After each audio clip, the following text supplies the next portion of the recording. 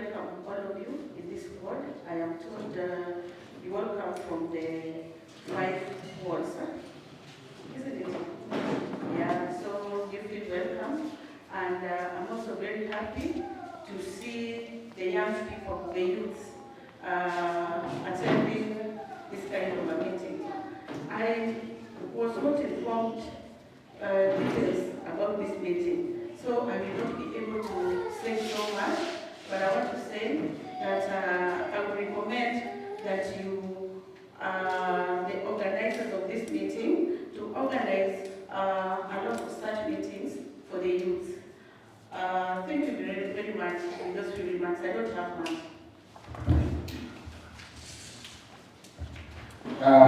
Good morning. Good morning.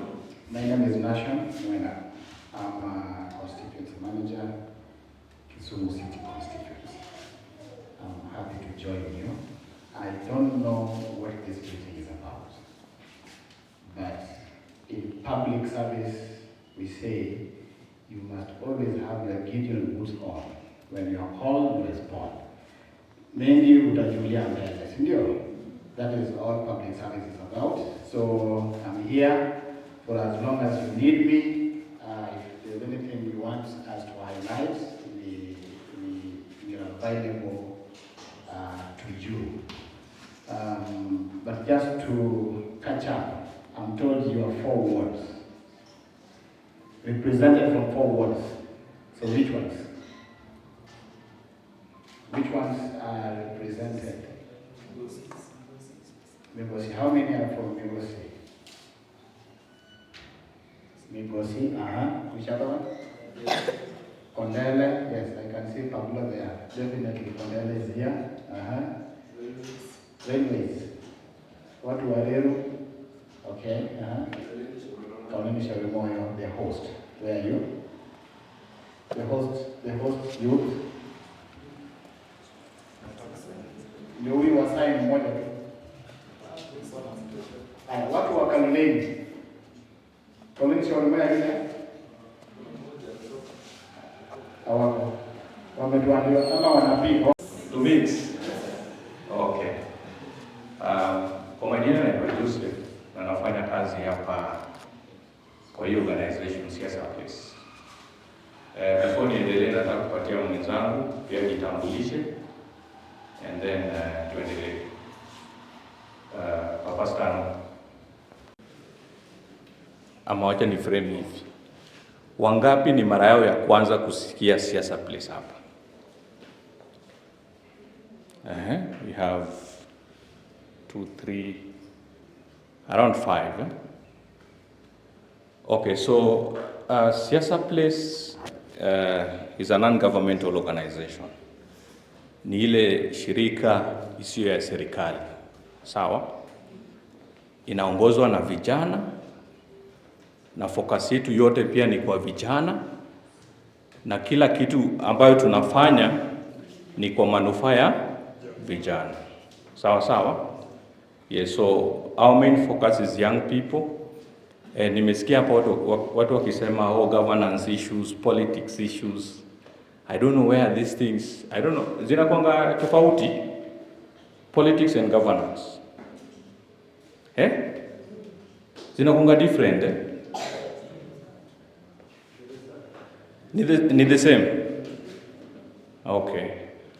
But as far as I know in Kenya, shida zetu zote are political, si ndio? Kumaanisha all the solutions are also political. Sawa sawa? So kwa wale ambao hawajui mbona tuko hapa, ni vizuri hujui, kwa sababu hata mimi mwenyewe sijui. But as Siasa Place, what we normally do is this.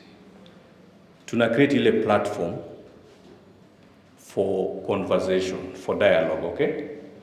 So leo hii tuko hapa to create another platform for young people to engage, more so the duty bearers, okay? So tunataka tukue na ile nafasi nzuri ya ku air out ama kuzungumzia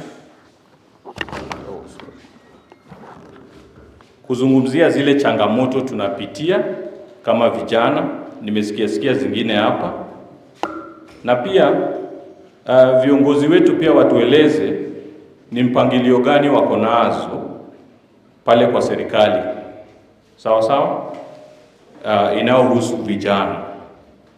Then kwa zile changamoto zetu zote tunataka kudevelop ile kitu huyu jamaa alisema way forward. Lazima tutoke hapa tujue tunaenda kufanya nini. Mwenzangu pale alikuwa anajiuliza what are we going to do differently. Tumekuwa kwa hizi mkutano mingi, but then what are we going to do differently? So what we are going to do differently is this, and I hope he's listening. We want to come up with those issues, if at all they are there, okay? Then we are going to come up with the way forward on how we are going to tackle those issues. And you know, the funny bit of it is that none of those issues we are going to act on them as Siasa Place. It's going to be you going to act on those issues. So that in the event they fail, it's no longer us. Msiseme kuna ile organization ilikuja hapa, tukaketi chini watu wakaongea, then hakuna kitu tulifanya. Sawa sawa? It is us who is going to take the responsibility kutatua zile shida. Sawa sawa? So basically that is why we are here, just to create a platform for young people to have a conversation with their local leaders. Na wanaoda admin asante kwa kukuja, and the constituency manager pia karibu sana for this engagement. Kuna swali? Kuna any clarification? Siasa Place, after sensitizing, educating, and coaching youths, what next are you guys doing in the organization? What else, or what next after the sensitization and all that?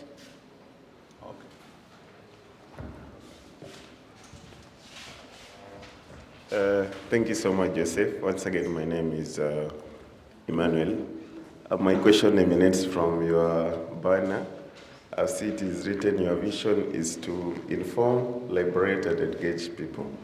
So maybe I wanted to understand, what are you liberating people from? Two is, I believe the responsibility of good governance is not only on the citizens alone. As young people, we believe this is a collaborative work from the government entity, from the young people, and from the organizations such as Siasa Place. And I know Siasa Place has done much of good work.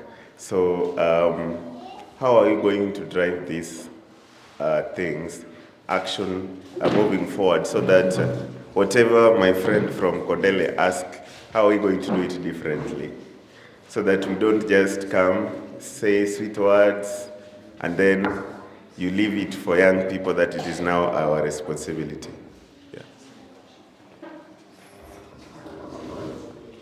Okay, asante sana. So I think by the time we'll be done, or once we've begun the conversation halfway, you'll be able to get the response that you're looking for. Okay? But basically, there's the bit that I wanted just to do a clarification. The reason as why tunapanga mikutano kama hizi is to ensure that we don't speak to ourselves as young people. That's why what tunaleta the duty bearers. Okay? So it becomes a fruitful engagement to the extent that issues raised, is the government really aware? If yes, what are those plans? Because perhaps we could be talking about something that is already in the pipeline. Sawa? So basically that is what we do. On what next, we are going to create that what next here. Together. Sawa? Yes. Kuna any clarification? Before niendelee? Ama niendelee tu, questions zitakuja baadaye, si ndio? So swali langu ni rahisi sana to begin this conversation. You as young people, nimesikia as young people, political, what, from wherever you are coming from, okay? what would you want to see change in your community? Tunaelewana? Ungependa kuona nini kibadilika kwa ile community yako? That is the question I have. What would you want to see change in your community? Is it clear? Tuanze wapi? Okay, karibu. Good morning once again. Good morning. In my community, that is Kondele Ward, what I really love to see change is the mindset. Once the mindset has changed, that we no longer ask for bread or jamna, we can ask for things that maybe an aspirant will do for the community that is going to help us in future, now and in the future.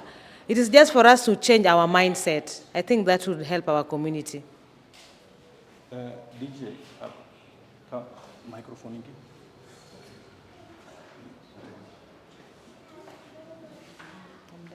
Kwamba ni nini tunapewa, like the handouts when it comes to politics and governance, because the moment you get the handouts during campaigns, and now when the governance, when the aspirant will be doing a wrong thing, you cannot complain because you already received your handout, and it was like, it will be like, I'm reclaiming my money that I spent on you.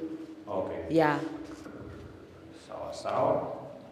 What would you want to see change in your community? I'm Lydia. I'm from Kondele Ward.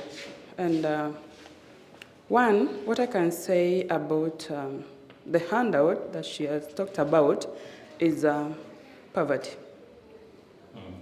You know, huwezi sema eti, tunaenda kwa nani hivi na hivi na hivi. Youths hawana kazi. And that's why even some of them waliiba ile bunduki. We don't know how they took the pistol. So poverty inatufuata, one thing. Secondly, she has talked about the mindset, which is not bad. Let us change our mindset. How are we going to change our mindset? And thirdly, kwa side ya our aspirants and our leaders that we elected, we need transparency, honesty, communication, and at least ile kuleta watu pamoja. Si hawa ni watu wa fulani, hawa si watu wa fulani. Mheshimiwa said this. Nyinyi mnasikia kwa mdomo za watu, akona watu wake, mouthpiece, wenye wanaongea. Mheshimiwa alisema hivyo ndio tunafanya. You are a leader. You are a leader to everyone here. You are not a leader to 3, 4, 5 people. And you are not there to bully or to neglect other people. Why am I saying that? A lot of issues has come out about Kondele Ward, especially kuhusu pesa za floka and pesa za kisip. Youths were complaining, sisi hatuandikwi, wanaleta Wakikuyu, wanaleta sijui nini. A lot of things, right? But you as a leader, what are you doing there? How are you addressing your people to satisfy their curiosity? Is there anything that you can do to your people? Is there any change? And ikifika next time, you will say, they will say that this is the person we want. No. Is there any transparency for development? And again, about us youths, not even youths alone, because we learn from our elders. For you to be someone, kuna mtu alikushika mkono, kuna mtu alikuongoza, kuna mtu alikusimamia mahali na kakuonyesha fanya hii na hii na hii. Ndio, you have your voice, and you know what is good and bad, but someone must coach you. So we are learning from them.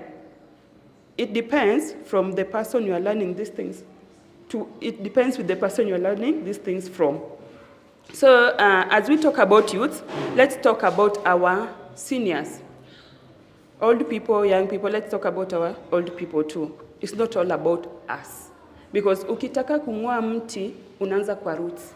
Haukati juu bado itamea. Okay. Yes. Sawa. What do you want to see change in your community? So, you are translating for who? Yeah, so you can save the energy for that time, okay? Yeah, because I was keen on who, because you are working here, I just wanted to know to clear the way for that. So,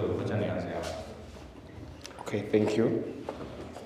Let me stand. So, when we voted, I think we voted for those waheshimiwa that we see. But in parliament, they are passing policies that we don't know. We as the, kama kwa ground sisi wenyewe tunajua vitu zenye zinatusumbua, si ndio? Na haiko ground hawakuji kusikia vitu zenye zinatusumbua. Yet deeply, yet uko kwa parliament wana pass policies. Sasa juzi policies ya kina nani waliwaambia. And then change yenye pia niliendelea na naweza tamani kuona ikifanyika ni pesa zenye county government ina relocate ifanye kazi fulani. Let them zifanye hizo kazi. Hakuna haja vile utaniambia niko busy najenga barabara, si ndio? Sega, si ndio? And yet si consider watoto wenye pia wanasoma kudho. The barabara is really terribly bad. Watoto wanatoka kwa juu Kanyakwara. Ni mbaya. So if the government is relocating the money to repair roads or to build roads, let them also consider people that are living in the rural areas but still in Kisumu. Because hakuna haja nikuja ni repair hapa nijenge barabara huko. Because I know huko ndiko na the large amount of following. Huko ndo nataka kura, si ndio? And deeply inside huko kwa rural areas fisika Kanyakwara nini, the roads are still the same.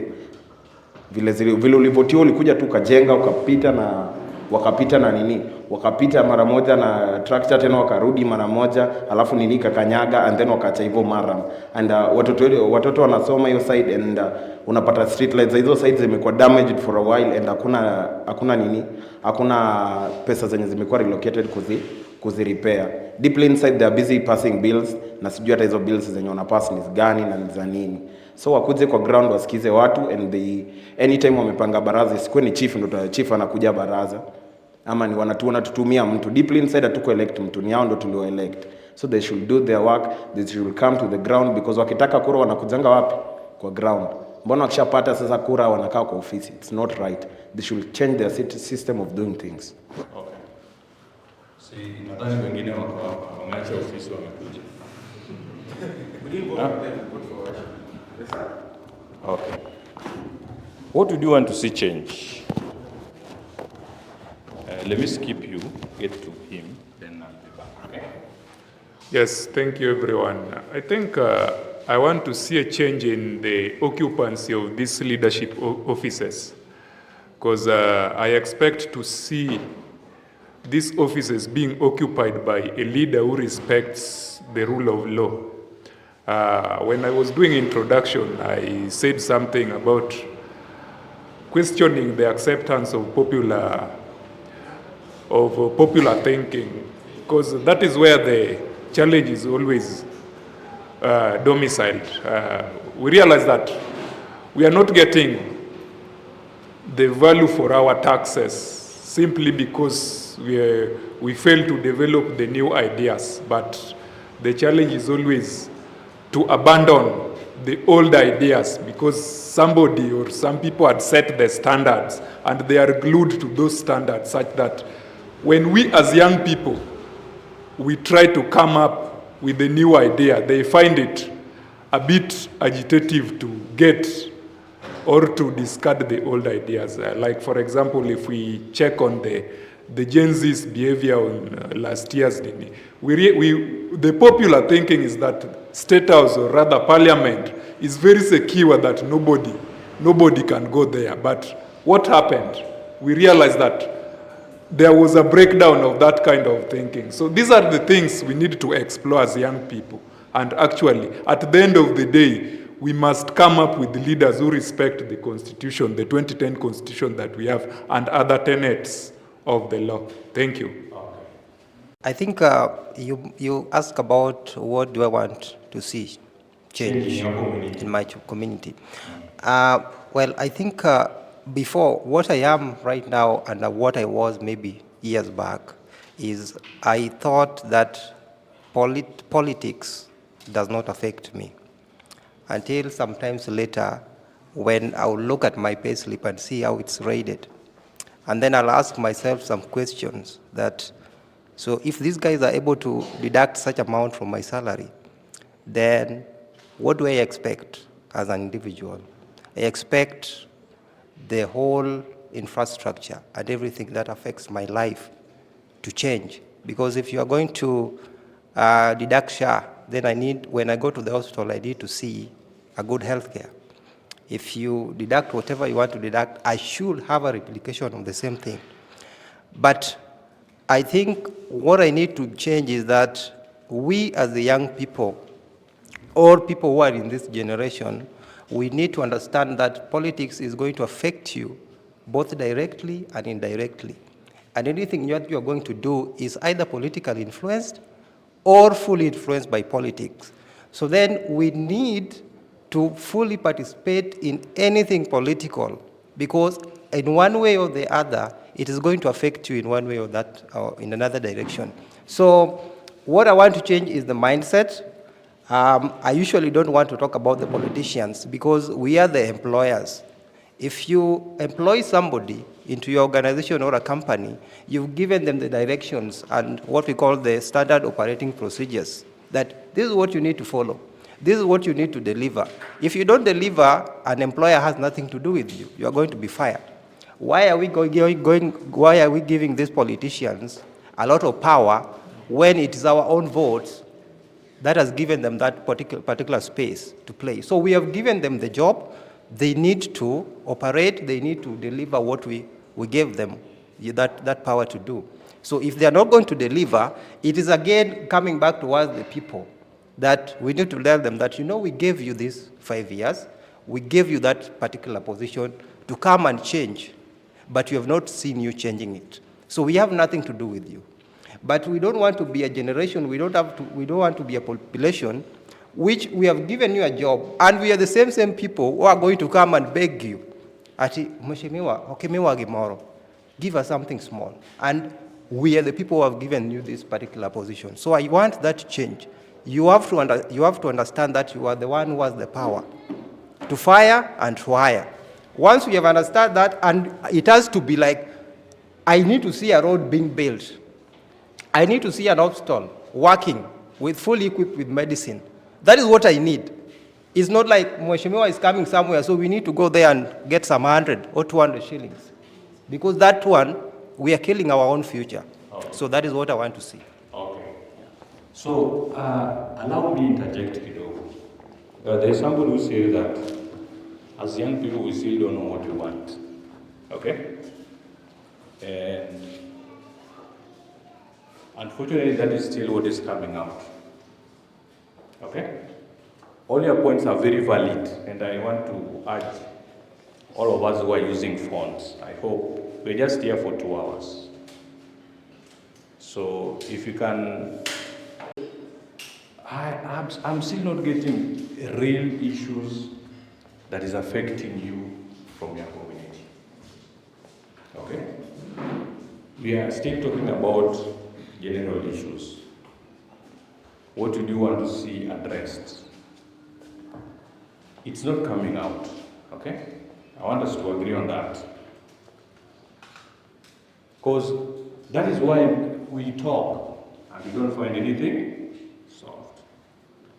Because we focus on big things.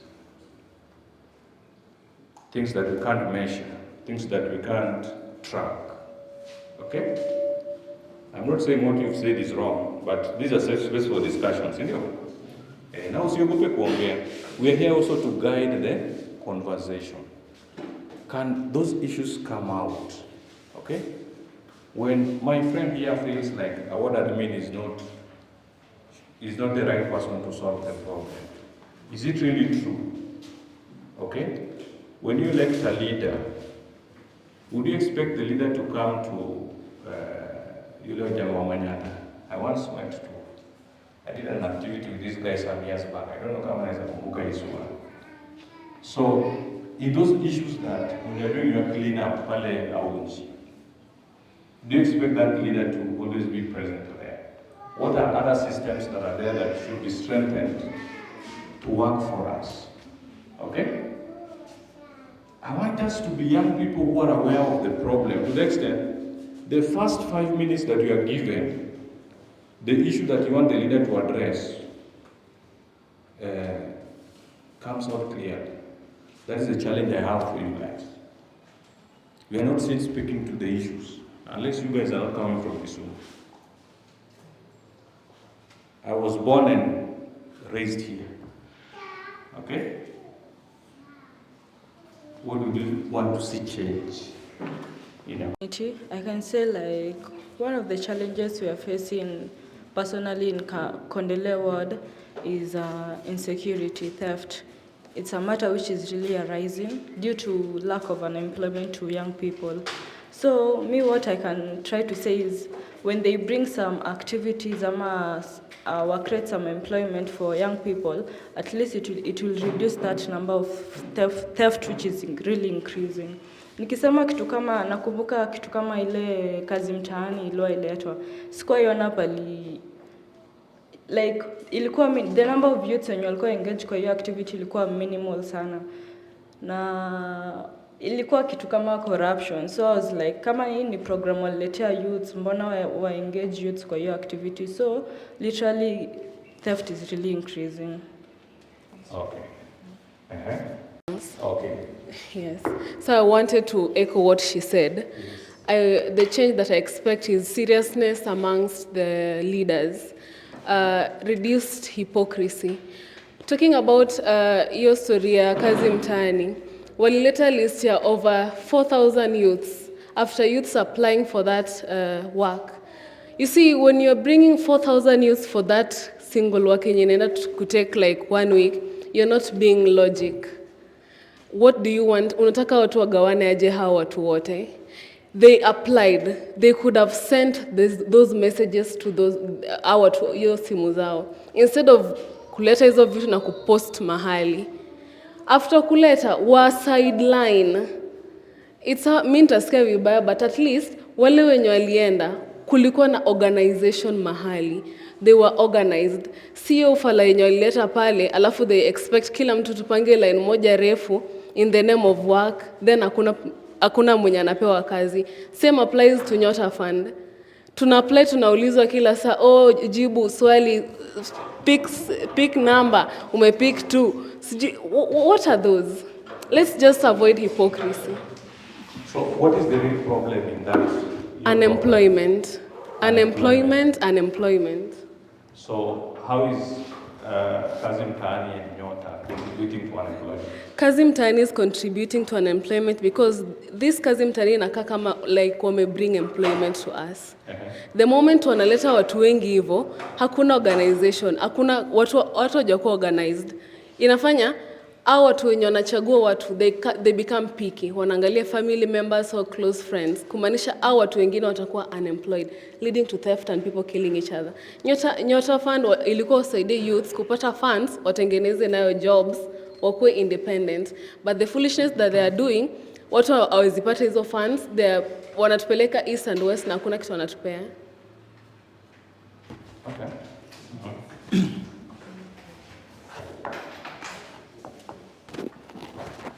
Good morning once more. No, Muliza, what do you want to see changed? Yes. And we must see the root cause of our problem.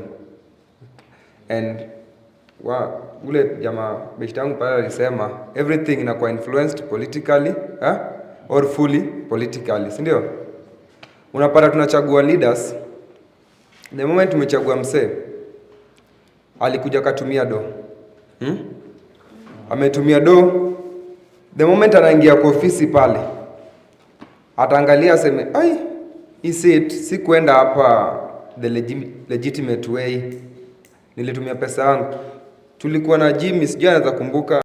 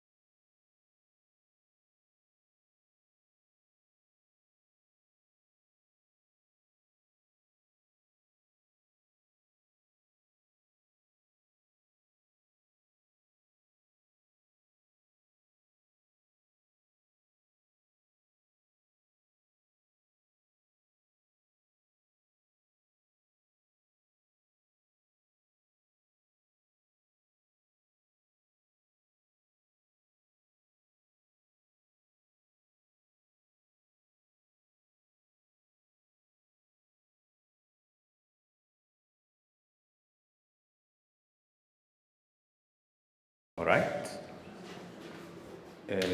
Mbona ulipiga kura kiongozi? Okay, I'm Mohamed Juma. The main reason niliamka kwenda kuvote ni mostly can inspire ni MCA. Kuna MCA wetu mwenye nilikuwa naenda kutoa. That was the main reason. So huyu mwingine ulikuwa unampigia kura. Ulikuwa unampigia kura kupanish yule mwingine. Hiyo peke yake. Kwa sababu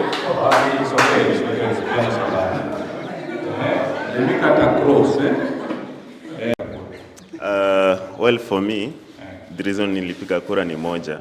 One, according to the constitution, is a constitutional right ya mimi kuvote. Two, nilipiga kura because I wanted to see change. And this change means one of the things is at the local level, we have disparities in the health facilities. Tuko na health facilities zenye ziko unoperational in terms of staffing, equipping, and also in terms of treatment. Kama hospitali gani? Kama moja inaitwa Kuoyo. Kuoyo. Yes, and one is one that Kuoyo what? is Kuoyo Health Dispensary. It's a dispensary. Is a dispensary. And another one is what we now consider as a referral for us, which is Kisumu County Health Hospital. It is called KCH. Okay. In other words, inaitwa district. Oh, district. The problem with this facility in terms of emergency, the emergency facility treatment, if you go there as a patient, trust me, you buy the emergency kits for yourself. Even if you are just a good Samaritan who has picked someone who is injured, you have to use your money, and you're not buying outside, you are buying within the facility. Okay. So you see, for me, I believe all the emergency services are supposed to be equipped with emergency kits. And if they don't have, why should I have to buy in the same facility when they're telling me they don't have one? And I'm buying from the same pharmacy, yet they're saying they don't have. Yeah? Two, I needed I voted because I wanted a good leader. So let's take on this district. Yes. You said one thing that stands out, the emergency department haifanyi vizuri. Haifanyi vizuri. Yeah. So the shida ume-identify pale ni the emergency kits haziko. Lazima ununue wewe mwenyewe. Okay. Kama mtu ameenda ku seek health services, ana ununui nje. Okay. Unanunua kwa OC. So according to you, when did this problem start? It has been a long-standing problem. It did not start today. Okay. Because health services are devolved. It is under the county government. Okay. And Kisumu County has been performing poorly in terms of health services.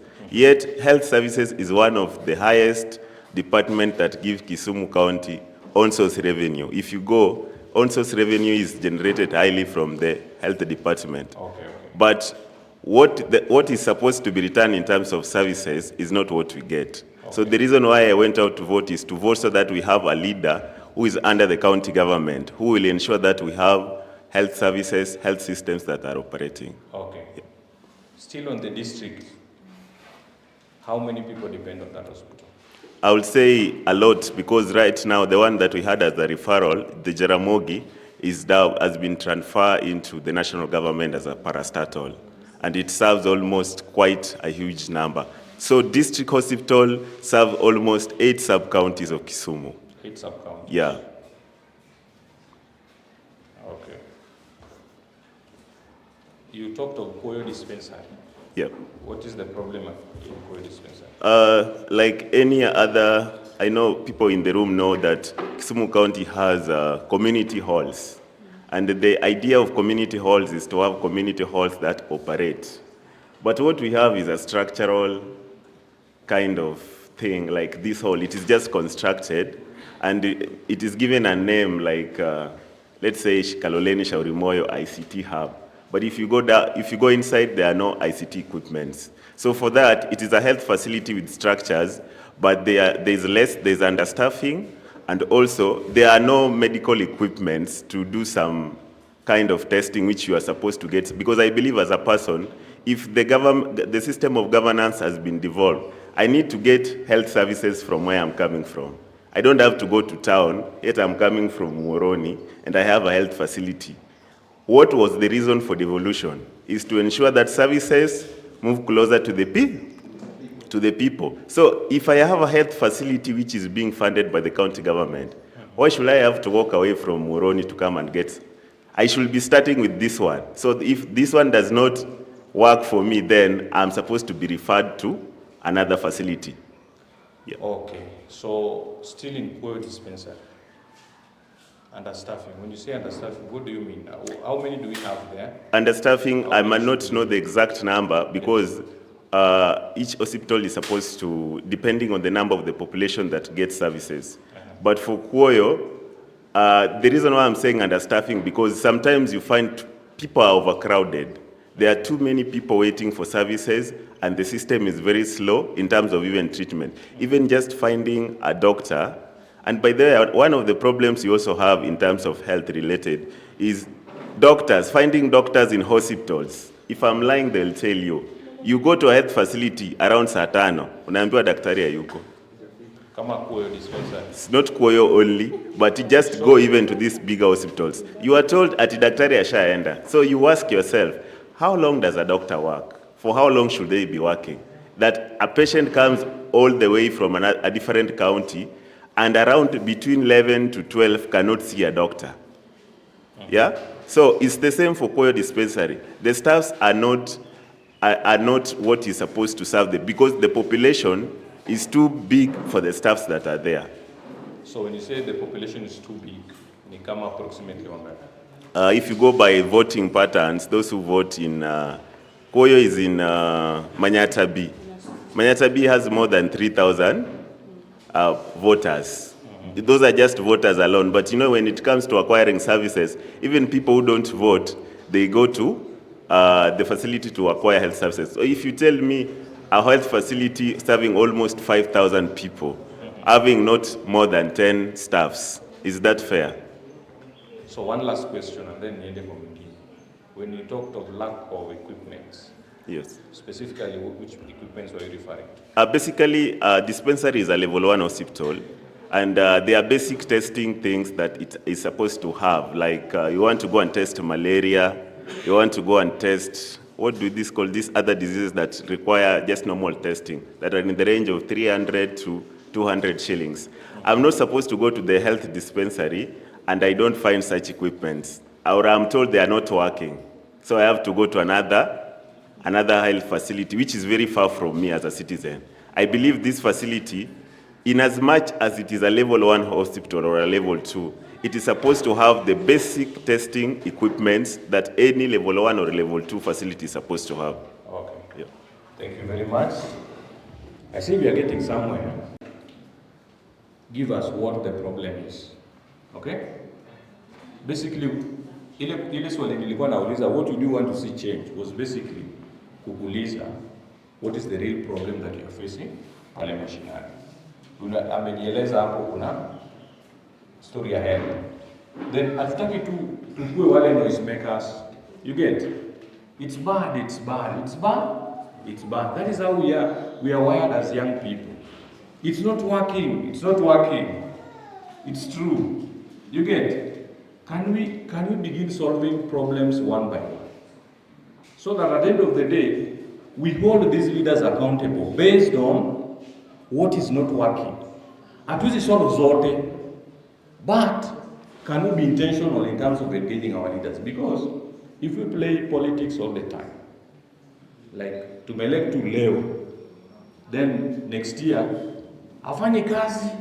You get? What do you mean afanyi kazi? Are we together? Can you define that afanyi kazi ni nini? What is this leader not doing that you think, when you want to vote somebody out because you want to punish that other person, what do you think you are doing? What is that person not doing? You see, in our history, there's one person we've always been ensuring that hajakuwa uongozini. You get? Because of the noise. People say, that guy is bad. He will do this, he will do that. you get that mentality. Let's not get there. Because the development will not work for us. The evolution is here with us.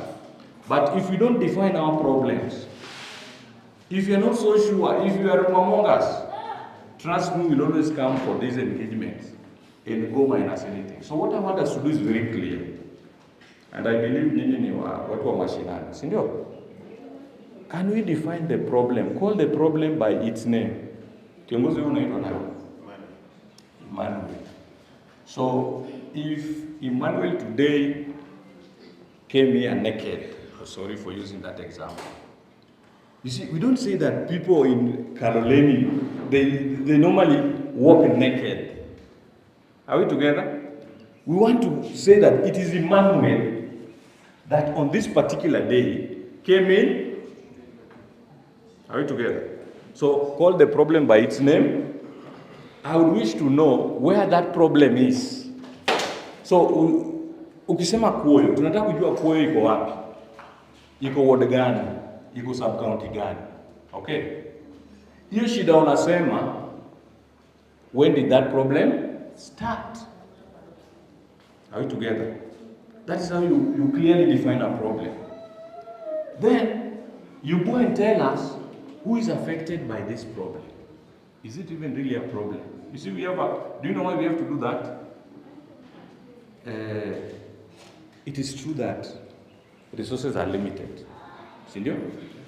Hata kwako tu, kwa mfuko yako sahi, vitu ziko poa. Kama yangu kuna handkerchief hapa. Okay? So, it means I not get everything that I want today. Itabidi niseme bana, hii kamboga na itanifit leo, wacha leo ni skipi, sitanunua hata maji. You get? So we want to see, is it really a problem that needs resources? Sijui kama tunaenda mahali. Hii mambo ya kupiga hii tu mayowe kila saa. Hiyo ndio kitu tumekuja kurekebisha sisi. Let's talk about real problem. If there are no problems, we keep quiet. Sawa sawa. Hii kona nimekuwa sana.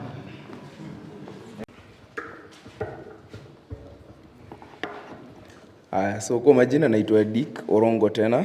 So for me personally, before niende hiyo, acha tu niende kwa problem vile umesema. The main problem saizi ni story na maidi. Vijana hawana maidi. Na si ati story nini hawana resources za kupata ID. Because unapata sijui nini nafanyika, ID inapoteanga. I think everyone hapa, mimi may replace ID yangu. Not before like the charges they are putting now. I think at the time it was 300 shillings. So saizi there are a lot of people who don't have IDs and they cannot replace them and they need a voter's card. Unaelewa? So hiyo ni problem yangu ya kwanza. Ya pili ni IBC. IBC number 1, sahi kuna CVR inaendelea, continuous voter registration. This CVR process inafaa kuwa inaenda mashinani kwa mavijana kama Migosi, hizi ma ward zetu pale kwa grau. Kwa sababu we have polling stations in every school. Karibu in Migosi we have around 3 or 4 polling stations.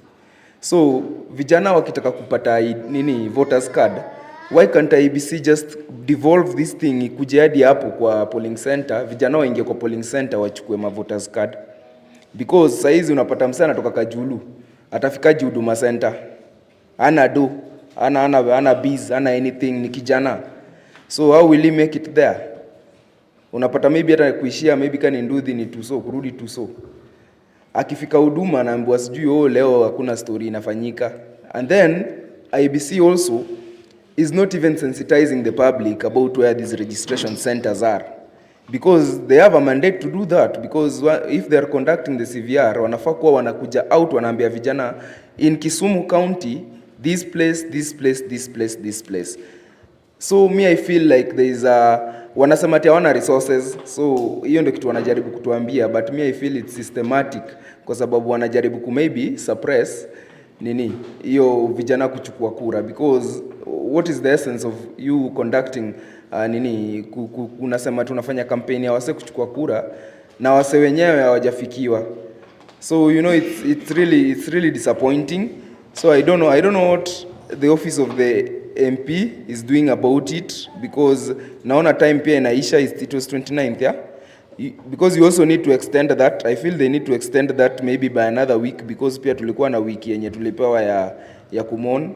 So waongeze tena vijana wachukue ma-ID. Though they are saying it's not rigorous, it's CVR, but at least tuseme hata kama tuseme in a ward. Why basi tuseme polling station in a ward, just one place, and then they can rotate na hizo makits. Just one place in a ward. Mseme tu leo tuko Kenyari, and it's communicated through the channels za ward admin, kuna hadi ma MCA manini kwa ma post za mani groups. Then another thing, article 118 nikiongea another issue ya public. Usiende kwa issue nyingine. So issue number 1 umesema ID. Shida ni ID. Wa vijana wapati nini? Hawapati ID. Shida ni nini haswa? So number 1, nadhani ya vijana wengi hawana hiyo information on how to hizi processes. That is a very big issue, communication on how these people can access nini, because I went to Huduma last week, it was 15th. On 15th nilikuwa napeleka mtu wako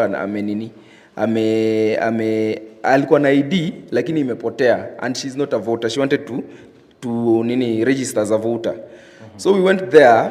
The president is out here telling people that they wametoa ile charges za nini, but it's 1065 as of 15th of this month. I was there in Huduma Center. They demand 1065 shillings for you to renew your ID. And this is a person mwenye alikuwa ametoka huko side za Kajulu. She came 200 shillings, she has to go back with another atumiedo, tena akuje siku nyingine zile kona hiyo 1065. Then akisha apply for the ID, my bro last year alikuwa na issue na ID because ndiye alikuwa amemada 4th. So we applied in January of last year. So we applied in January and he got the alipata ID yake. Was it this year? No, it was January this year. Alipata ID yake juzi, ndio nikampelekea, alikuwa nayo tayari. But it was like around 9 months. 9 months of someone. You go, they say your ID is defaced. For his case, they said the ID is defaced. After 3 months of following up, and ni cost pia, ni mseana job, so ni cost pia venye anaenda Huduma Center akirudi mtaani, every time anapata hakuna ID. Wase wengi wame give up, I think, in the process. But for his case, the 3rd month, sasa nikaambia hawa sasa nyinyi mna joke. ID ni aje ijakam. Wanasema sasa tuseme his ID is defaced. And I'm saying if an ID is defaced, it needs to be seen. So unasema hii ndio ID yako na imekuja jina, unaona jina yako haiko fiti, ama maybe details za pale nyuma ziko poa. They are telling you to register, so uandike tena, though they don't charge you for that. Wanakuambia tu useme tena, wanakupatia waiting card nyingine. Useme tena ati ID yako ilikuja lakini ilikuwa defaced. Wewe mwenyewe hujacheck your ID. So I'm wondering, where is that ID? Where is that ID? I don't know if someone else has seen the same problem. So he had to take another waiting card, then you wait again. So saa hizo yeye ameenda nai, ameapply Kisumu, ashaenda nai chuo because alikuwa anaingia kampo. Ashaenda nai chuo. So how is he going to pick his ID from there? So ilibidi sasa mimi ndo sasa tena naifuatilia, and it was a really big problem for me because I'm always there and they're telling me another 2 weeks, another 2 weeks, another 2 weeks. I did that for like 3 months. So you imagine the cost of going up and down. Na imagine ni msee mwenye maybe anaishi hata mashinani, hata survive aje. Inakuwa hard. But nimeambiwa ukienda pale kwa huduma saizi, you don't even need to go to the chief or something. Unaenda tu pale, kuna tayari process yote iko hapo huduma. So but that information is not being given kwa wale vijana huko down. So msana anakuambia sina ID na ni process, ni hectic, but ni kwa sababu maybe hiyo information haiko hapo. So my duty bearers have a challenge there. They need to do something because there's the communication breakup, do pia vijana hawana. Okay. Alafu voter registration pia. Sawa. So history ID, any other experience apart from hiyo kitu amesema? Hapo kwa issue na ID, the government needs to come out very clear about it. There are 2 of my friends who lost their ID some days ago, and then we went to Huduma because we had something that we had to run with these IDs. When people talk here, my friend, sometimes you don't say that they are making noise or they're trying to throw tantrums. Things are happening in this country, and if you don't talk about them the way you're saying you're making noise, then there's nothing we're going to solve. We need to solve them from the up to the bottom where you're asking us, Kisumu. It was sad for these two people to pay at least 3,000 for them to get these IDs within a maximum of 1 or 2 weeks. Actually, they got these IDs after 1 week, paying another 3,000 on top. So you pay 1065, and then you pay another 3,000. They tell you that they are going to hurry the process. Now, what are we going to say about that one? Because there's somebody like me who is not ready to pay that 3,000 on top, so that I get my ID within that shortest time, and maybe I have other things to run with that ID. Secondly, what I want to talk about that ID. If today I lose my ID, and then tomorrow you give me the other ID that you say within 10 years it will expire, and then I need to renew it. Why am I renewing an ID and I'm a Kenyan citizen? What am I trying to do? Am I renewing my citizenship? We have to look at this system. And maybe before they brought this thing of renewal of an ID, they could have called people for barazas. I think the only successful baraza that we had was one to impeach Rigathi Gachagua as the deputy president. The first time I saw people sitting down and reasoning out as a country. And after that, hata hii yenye Ruto alikuwa anasema juzi amepitisha bill, I don't know where we sat down as the youths and even the barazas within Kisumu Central to talk about this. So let's not hurry the young people about things affecting us in Kisumu County.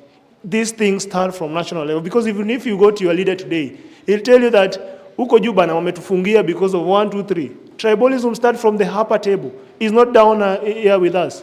It's very sad when I heard people talking about the kazi kwa vijana, the kazi mtani. Uhuru Kenyatta, the former president, did it. How many people were there? So many. They worked. Hata kuna wengine walikuwa na joyride and they're being paid. Why is it that today the other one came, 2,000 or 5,000 people from Kondele Ward had it? Then 50 people are being told that we are going only to select 50 people. Then where are we going as a country? Was it a PR? Was it a campaign PR from the president and from the people from the local? So let these people speak from up, coming down. I was going to tackle, let me finish my point because maybe I can get out. We must structure the conversation, okay? So what I want us to do, just to clarify, as we tukiendelea story na ID, it's not all about making noise. Umeona vile umestructure that problem. That is what we want. You have to communicate, okay? So that it doesn't turn to be the noise. Ukiniambia that 2 people last week walienda kuchukua ID, wakaitishwa walipe 1060, tena 3,000. That is how you define a problem, okay? When you talked about kazi mtaani, are you now seeing the figures I needed? It was not coming out there. That's why I was a bit skeptical in terms of, is it really a problem? So we have to define the problem and call it by its name. So that at the end of the day, when we record these things, when we do our report and submit to these leaders, without even us following up on them, they're able to know there's a problem specifically in this area. Those things can inform policies and those other things. Are we together? Yes. So we are not making noise. But again, if you're making noise, I will have to. We have to define those problems. Allow me to debunk something. On the ID. On the ID. Yes, on the issue of ID. So wacha nimpatie alafu nikuje. Ulishaongea. Okay. I'm talking about Endelea. Okay, concerning the issue of ID, yes. Some of us, like I myself, I went to Huduma Center to change my last name and some digits on my ID. Yes. Because nilipata ID kwa jina ya guardian, not my parents. By the moment I was getting my ID, hatukuwa tumepata death certificates za parents wetu. So, sijui hata nianzie wapi. Anyway, I went there. I did whatever they asked me to. I went to law court and signed a lot of papers. Do you know that thing took a year? in 2 months. Nikirudi, nimepewa waiting card. Nikirudi naambiwa, oh, you know, tunajaribu kupush deed pool, you know, kuna jam, you know, come back after 3 months, that thing will take 6 months, then nikachoka. After kuchoka, I went to Nairobi, and nikaenda Nairobi, and I decided to engage my lawyer. Nilienda Nairobi this year, mwezi wa 3. I've paid everything through portal. I did whatever they asked me to, barua ya chief and everything. Until date, ile 2 months nilipewa, sijapata ID, bado wana push deed poll. What is happening? And nataka ni vote. I need to have that ID. What is going on about the ID thing? Nini inaweza fanywa? What can they tell us that is happening? Because we are losing faith and hope. We have so many things to do with this thing. One, I wanted to apply for a passport. I'm supposed to go somewhere. But unfortunately, haija work. Na ilikuwa work before December. So I'm disappointed. Because they're still pushing the deed poll thing. Yet you've paid everything. Na wakati ulikuwa unalipa, unaambiwa to pay 2 months. Kama ni mingi ni 3. 1, you are going to be gazetted for 21 days. After the gazetting thing, no complaint, hakuna mwenye amekuja na issue, you are going to submit the old ID that you have and apply the new one. Mwezi wa 3 hadi saizi 21 days haijaisha. Haijaisha? So that is March. That is March. Yes. Okay. Yes, so they should do something about this. And that's why youths are giving up on voting and ID thing. Okay. Yes. Thank you. Inakuja kiongozi. Thank you very much. My name is James Ochieng. As I said, as a parent, I have issues with ID. For my firstborn, my daughter, we applied, and when the ID came, there were errors in particulars, like the district and the location are not coming from the same area. They took a location from another county and put in that particular district, that is Kakamega North, where we formerly came from. Now, as the young girl has said, now we applied for change of particulars so that we can have a clear structure of the particular home area and home particulars. It has taken over 8 months. And now my daughter was in pain when she now had to lose the chance of applying for all these job opportunities, the Nyota, the Kazi Mtaani, and more painfully, the KDF recruitment, because she has no ID. She is still waiting. She had one, but with the registrar wrote things that were not in order. The other day, the president said that IDs are now going to be given to our youth in a track record of 2 weeks. For my third born, Jeremiah Sabato, I applied in the same ward, that is at the office of the chief town location, on 21st of August. We are today in 27th of October. The ID is yet to arrive. So sometimes we wonder who is saying what and who should be doing what. Now to the duty bearers, let them tell us what is the reality on the ground. We don't have money to pay for that pushing, lipa luftano isukumwe, and it happens. Hata kwa certificate ukuru kwenda tukitaka ya haraka unaambiwa toa facilitation fee, utapewa by tomorrow. So viva comrades, viva. Mimi nataka nikubaliane na kila historia ya wase venye mengi ambayo mmesema kwa mambo na ID, but one particular area I would love to debunk. Tumekuja hapa na tunataka kuwa na meaningful conversation, si ndio? Inaanza na kusemezana, kusema ukweli penye ukweli inafaa isemwe. Nimejua mara mingi tunakuwa huwa tuna rush kuwataka gava wafanye hivi. Lakini kuna zile zenye kama wanafanya lazima tu tuseme, si ndio? Like for instance history ID. Kuna mtu ameniambia alikuwa ameenda na kauliza watu ilikuwa 1060, si ndio? Na saa uliulizwa, alafu unasema uliulizwa hivyo na unashangaa kitu walifikaje kwa hiyo do na wako wamefanya public participation, because kwa law ya Kenya ni that before kitu iko ni law lazima ianzage na hapa chini kwa public participation, si ndio? And I think mimi nataka kusema public participation ilifanyika. Mimi hata niliattend. Nilikuwa among the people wenye walikuwa lucky kuattend hiyo public participation. The only mistake yenye happen tu hapo hivyo ni that post COVID hatukuchange venye tuna conduct public participation. So unajua venye COVID ilikuja walipunguza namba ya wasee wenye walikuwa wanaweza attend public participation. Juu ya story na social distance. So venye COVID-19 iliisha, bado wali maintain hiyo rada. Hakuna ati venye zamani watu walikuwa wanakujaga wengi. Wali maintain tu hapo ni watu wenye wana mobiliziwa. So kitu ili happen tu vibaya ni wasee wengi wenye walikuwa kwa hiyo public participation ni wenye walikuwa mobilized na political class. So ukipata hata kwa hiyo story ya vote kwa mambo na do, wengi wao wali vote in favor kwa sababu walikuwa wamekochiwa na walikuwa wamemobiliziwa na do. The only thing tu mimi naweza ongelelea hapo, I think tu ni tunaweza history ya public participation tunaweza wekaje ile ikuwe fiti yenye na accommodate interest za wase wote. Juu tukisema tu ati public participation haifanyikaga, inafanyika. Ni tu pengine wewe ndiye utaitwa but inafanyikaga. Na tuko kwa dispensation file yenye wanasema the law is the law, si ndio? Kitu yote yenye imetoka from kukua bill na imekuwa the law, hata ukicomplain wapi lakini ilipitishwa, hata kwa na justification unasema public participation ilifanyika. Asante. Asante sana. Story na ID tunamalizia then ID. Okay. Viva comrades, viva. Viva comrades, viva. I'm Sandra Apio. Mi kenye naweza sema I lost my ID. Nikachukua time yangu, nikaenda Huduma Center kama najua everything is free of charge. Kufika huko nikafanya process zote. Kufika stage ya kuapply ID, kurenew sasa.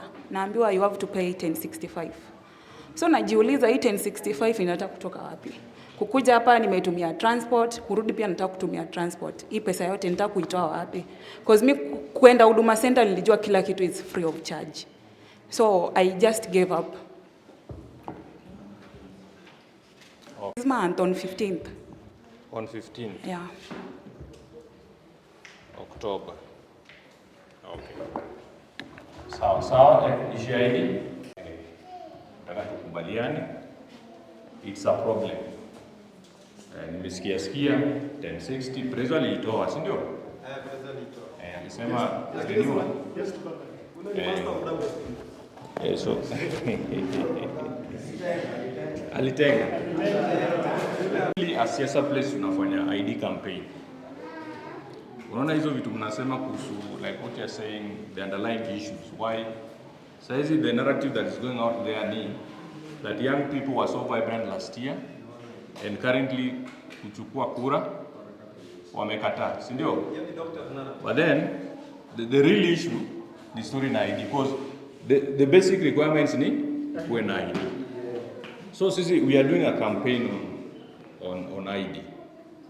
And I encourage you guys, ukienda pale kwa mtandao kuna Siasa Place, X pale Siasa Place, Facebook Siasa Place, Instagram Siasa Place, wapi tena? Yeah, so everywhere is Siasa Place. So you join there, see what we are doing there. But for now, for those cases, number one thing that lazima to agree is that lazima to document hizo issues. Sawa? Right from issue yake, your issue, you get? We have to come out and document these issues. So once to document, that is when we can hold them accountable. Unajua mimi naweza kuja hapa ama tunaweza kuja hapa tuseme hii 1060 hailipi sahi. Then you go to another area, they go get another story from another area that they are not paying 1060. So number one thing that we have to agree on is to document. Sawa? So I want us to agree on a small wanapenda kutengeneza committee vile Prezo pia wanapenda kutengeneza committee. Committee zina work by the way. Sawa? Zina work. Hata ili tupate hii constitution tuliunda ka committee. Ikaenda ikachukua views. So hii committee yetu tunataka tuunde to follow up on the action plans that we will agree on here. So that sisi kama wasi wa Kisumu tukisema we are going to do number 1, 2 and 3. It is that committee that is going to spearhead those actions. Because tukitoka kwa hii mikutano tuseme hakuna shida, yeye pia hakuna shida. who is going to take responsibility? Hakuna, si ndio? So sinipate wale volunteers. Kwa hiyo committee ndogo tu ya kufollow issues na ID. And we are going to do it beyond we who are here. Sawa? Yes. Nataka nichukue? Oh, from each ward.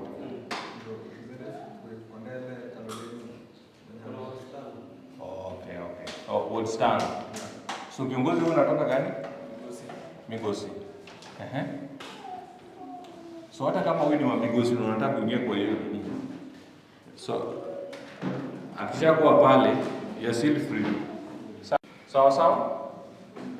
So number one thing tunaenda kufanya, tunahakikisha tunaenda kudocument hizi issues, the ones tumepata sahi. So kama ko sawa, tuna document vizuri sana. Either tunaweza ifanya immediately, Papa Stano pia kwa hapa, we can document that issue. Wewe hujapata ID. If she's okay to speak on camera, we document that issue. We also had issue gani tena?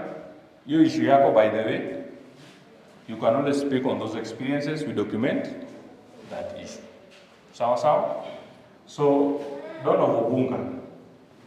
So, once these issues zimekuwa documented, you know vile what tunafanya. We escalate them to the right officers.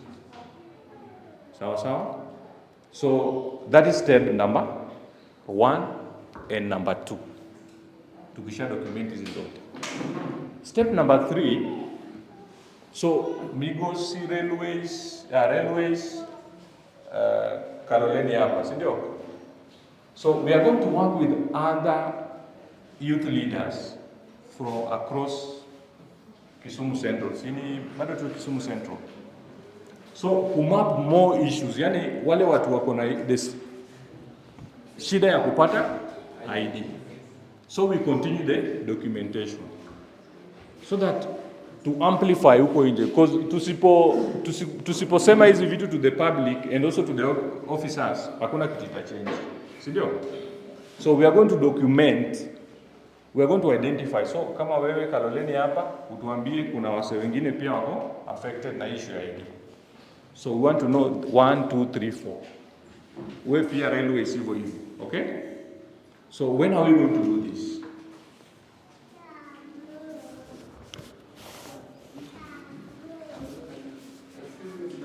Yes. For me, I think kwa sababu tunataka hii ni engagement important sana. Na itakuwa poa venye tu umesema ikikuwa so much inclusive ibebe, kwa sababu so far kwa wenye nimeona wamevolunteer kuingia kwa hizo committee ni watu tu wa Kisumu Central, Kaloleni na Kondele. But hapa hivi tuko na Manyatta B niko Kisumu East. Okay. So nilikuwa na feel ndio hii kitu ipate visibility na iko na ile power ya ndio tuko na ile bargaining power. Yes. I think itakuwa poa tukitake time kwanza wa identify from across hizo the informal settlements, wards zenye ziko kwa informal settlements around the city of Kisumu. Ni around 7 wards. Kwa hizo wards zote Nyalenda A, Nyalenda B, Manyatta B, Manyatta A yenye ni Kondele. Then tuko na Kaloleni Shauri Moyo ward. Then tuko na I think Market Milimani. Tukitafuta tu hizo, tukipata hizo representation, then tunaanza kukuwa nayo bargaining power. Inakoga poa hasa mkiendaga huko joti mna appeal for kitu na haoni numbers behind, then inakoga tu ni kama anything yenye mnafanya. But ukiona tumeback na masses, tuko na number poa na wards zote zimekuwa represented, then inapata credibility na inapata more weight. That would be my advice. Okay, sawa. So sasa hiyo pia ni responsibility ya hiyo committee. So maybe hatuna all the wards hazijakuwa represented, si ndio? So it is your responsibility, the 4 of you, kufanya hiyo mapping, tujue are we reaching out to all the wards. Sawa. Then mna identify the specific youth leaders that you can work with, all the community members pale. Then tuendeleze the same issues. So the more issues to collect, it will show it is a real problem that requires urgent action. But then we focus more on online.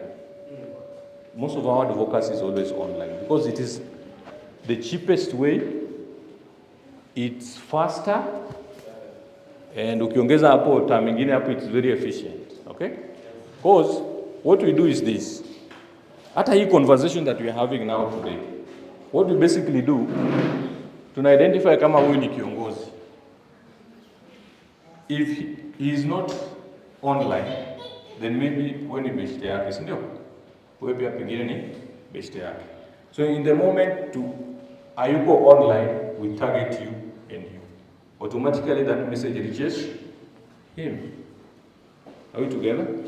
So basically that is how we do our online advocacy. So tumesema kitu ya kwanza nini? Yes. So timeline, tunataka tukubaliane. When are you doing the mapping? When are we doing documenting these issues hapa? We agree. So that we say, before ufikie wale, hold huyu accountable. Sema bana, mlisema mtafanya hivi, mlifanya, you get. So we hold ourselves accountable. That is how different we are doing it this time. I'm already doing it. Okay? Yes. So timeline, but here, when are you going to provide us with that information? The committee. Mna map by when? Ni sawa, but lini? Wednesday ni tarehe? Government officers have just arrived from Nakada and from National Police Service. I will just request you, they introduce and then you know they're in the forum. Oh, okay. You know them? Steve can help, eh? Yes, Nakada team.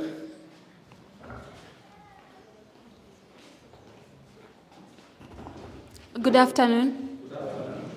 My name is Candy. I'm here with my colleague Eunice. That's her. I'm just listening in to the issues that you're raising. I was hoping someone would talk about drugs, but sijasikia bado. But wacha nitulie nisikie kama mtasema. Okay.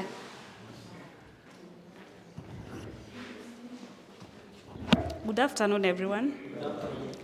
As she said, I'm Eunice Ekisa, and we work for Nakada. We are in Kisumu. We work for Nakada, Kisumu, and Siaya County, and we are in Huduma Center. Thank you. All protocol observed, good afternoon. My name is Chief Inspector Daniel Ogecho, CS Condell. I'm ready to interact with you. Asante sana. So we are done with the issue of ID.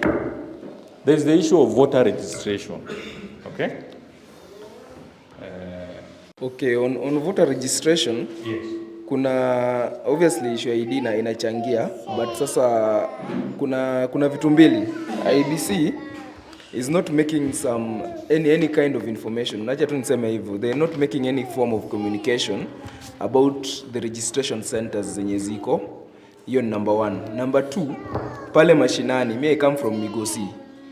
Hakuna place nimeona imekuwa designated ati hapo ndo penye watu wanaweza chukua kura kama maboys. No, people have to go to Huduma, and there is that aspect ya cost for vijana wengi hawezi deal there.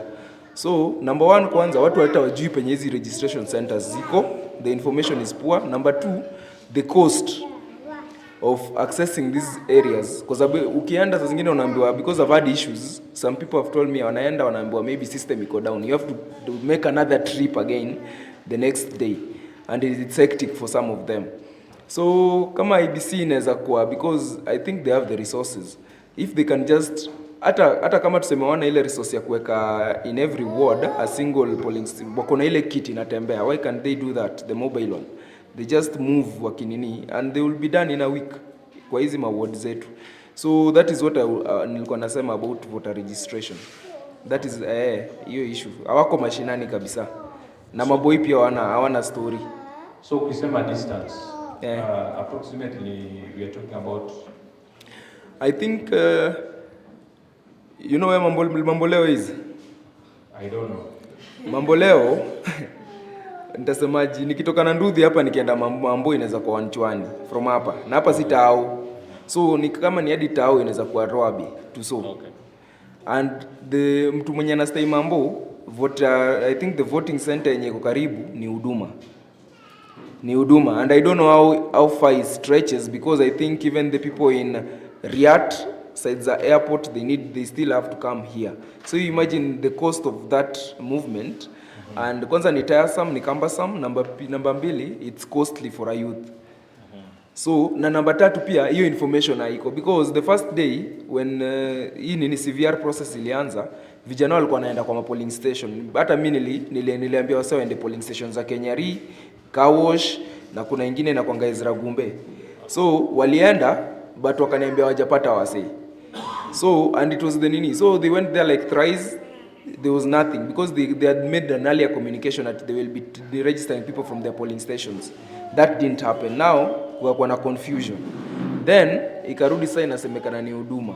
So but that information si kila mtu ako nayo, and IBC is not even making ile proactive effort kukuja mtaani hata kwa through ward admins, through posters nini hawajaribu hata kumake effort ati wasewa hii area wamedemarcate, useme tu watu wa Mambo nini Kaloleni nini hapa ndio penye mnafaa kuwa. That one is not being done, and if it's being done, it's not being done efficiently.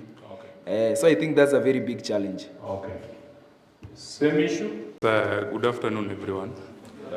I just want to say something a little on the IEBC issue. I think at some points we need to get very clear information, and I believe that this is not the first time the IEBC is doing this. Actually, I'm not talking on behalf of the IEBC. I don't know whether there is an the IEBC official in the house. What is going on now is continuous voter registration, and we must be able to actually differentiate between continuous voter registration and mass voter registration. The mass voter registration is the one that is normally being brought to the mashinani. As at now, all the voter registration that is going on is being carried at the constituency IEBC offices. That is why for the Kisumu East, it is Mamboleo. For Kisumu Central, it is there, Huduma Center. Actually, if we are agitating right now, it is a valid concern. But as at now, we must also have some bit of information on how the calendar of these institutions run. Because we normally do it. We have seen it being done when the elections are close. Like I know the mass voter registration, it is coming. And what my friend is concerned there, it is coming. That is the bit I wanted to clarify. Okay. Thank you.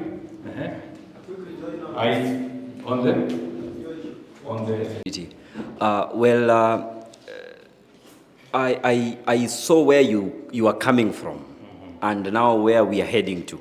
Okay. But I would bend it a bit, because I see there are so many points that are going back home. Okay. So many.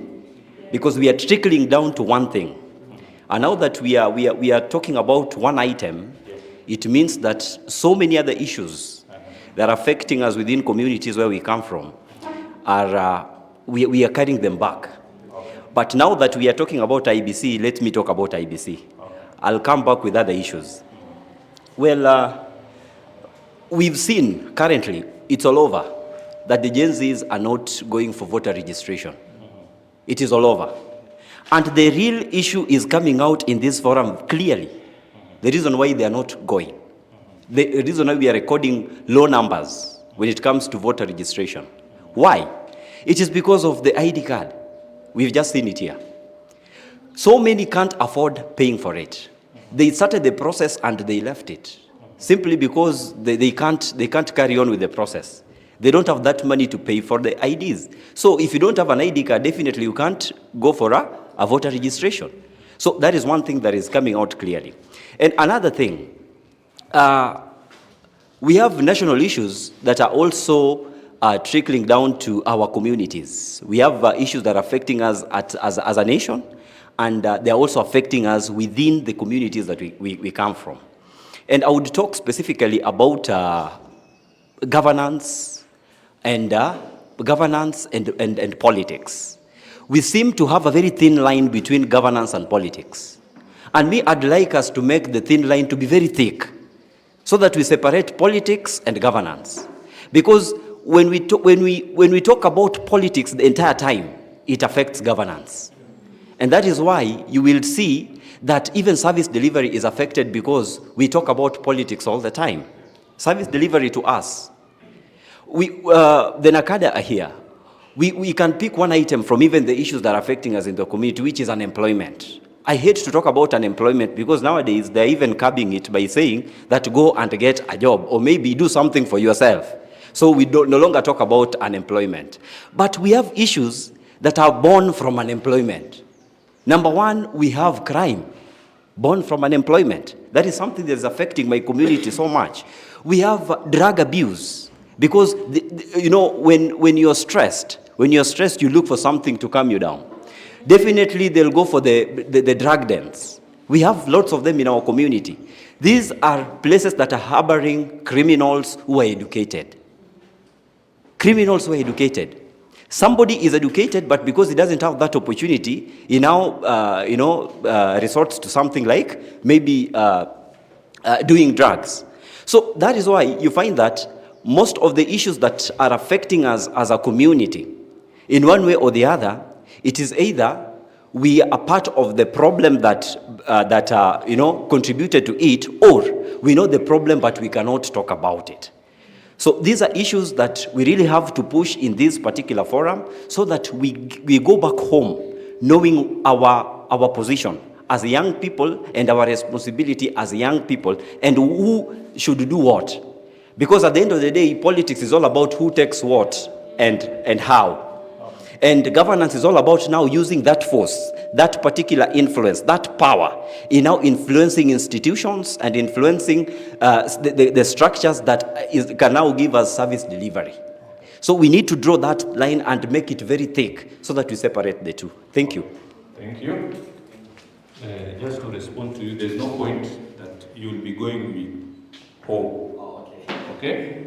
All I'm trying to do, we have a very structured conversation such that tukianza point A, we reach a conclusion. What is the way forward? Since we have a representation in the House from government, it will be interesting also for them to tell us what they do because of time. And I would also love to know, especially from the city manager, there was an interesting conversation on CDF. And I know this is something. So my concern is just if we can also get some time from them, because we also have questions for them. Don't be worried, unless they decide that they're too busy. You get? This is our forum, all of us. Sawa? Thank you once again. On issues to do with IBC, voters registration, and ID, especially IBC. What I want to say is that let us not assume that every young person has a smartphone. Because what they're going to tell us is that wamezieka kwa portal, endo angalie portal. Not every young person ako na smartphone. Not every young person anaweza afford data. Kuna watu wenye wanaishi huko remote areas. Kuna watu wenye understand English. Language barrier. Lazima pia wa consider. Another thing, I think these people, they should just come out, wasensitize, watrain watu, TOTs, and then wapatie that chance, watrain youths waende uko kwa mtaa, uko chini, uko kwa remote areas, so that we educate watu wenye wako uko chini. Because tukisema IBC kuje, IBC fanye, wote watakuja huku chini. At least kama kuna officer, na wape youth pia chance. Hiyo chance at least, hata kama ni ya sabuni ama ya askari. Train these people, they have knowledge. Wamesoma, train them. Wawatembezi huko kwa mtaa, ndio wanajua mtaa penye wanatoka huko chini. At least wapass information ifike. isikue kitu ya online English zingine kubwa kubwa, si watu wanasikia English kubwa kubwa. So we have to consider language barrier, we have to consider employability, and we have to consider the assessment and accessibility. Thank you. Na kuna hii notion yenye watu wanaongelelea ati young people are not turning out for the voter registration exercise. Me, I want to believe that that is a pure fallacy that is being propagated by state. Hii ni kutuonyesha tu ati that young people are not organized. Mi kitu najua na nataka nitumie tu kitu my comrade Yogo amesema. Kuna continuous voter registration na kuna mass voter registration. Ni continuous, bado tuko hadi 2027. Mimi kitu najua young people wanaendea kura. Sasa si mass ile nyoto wanatokea mara moja. Watu wanaendea kura. Hii tu ni propaganda ya state. Ndio onyesha ati vijana wako organized, ati tulikuwa tunajipanga na tujajipanga. Wamepanic. Kitu wanajua tunawapeleka nyumbani. Already tuko na numbers. Hata tukiacha hiyo story ya voter sijui kuchukua kura, bado tuko na numbers. Kwa sababu angalia 2022 youths tu wenye hawako vote walikuwa 8.81 million. Sawa?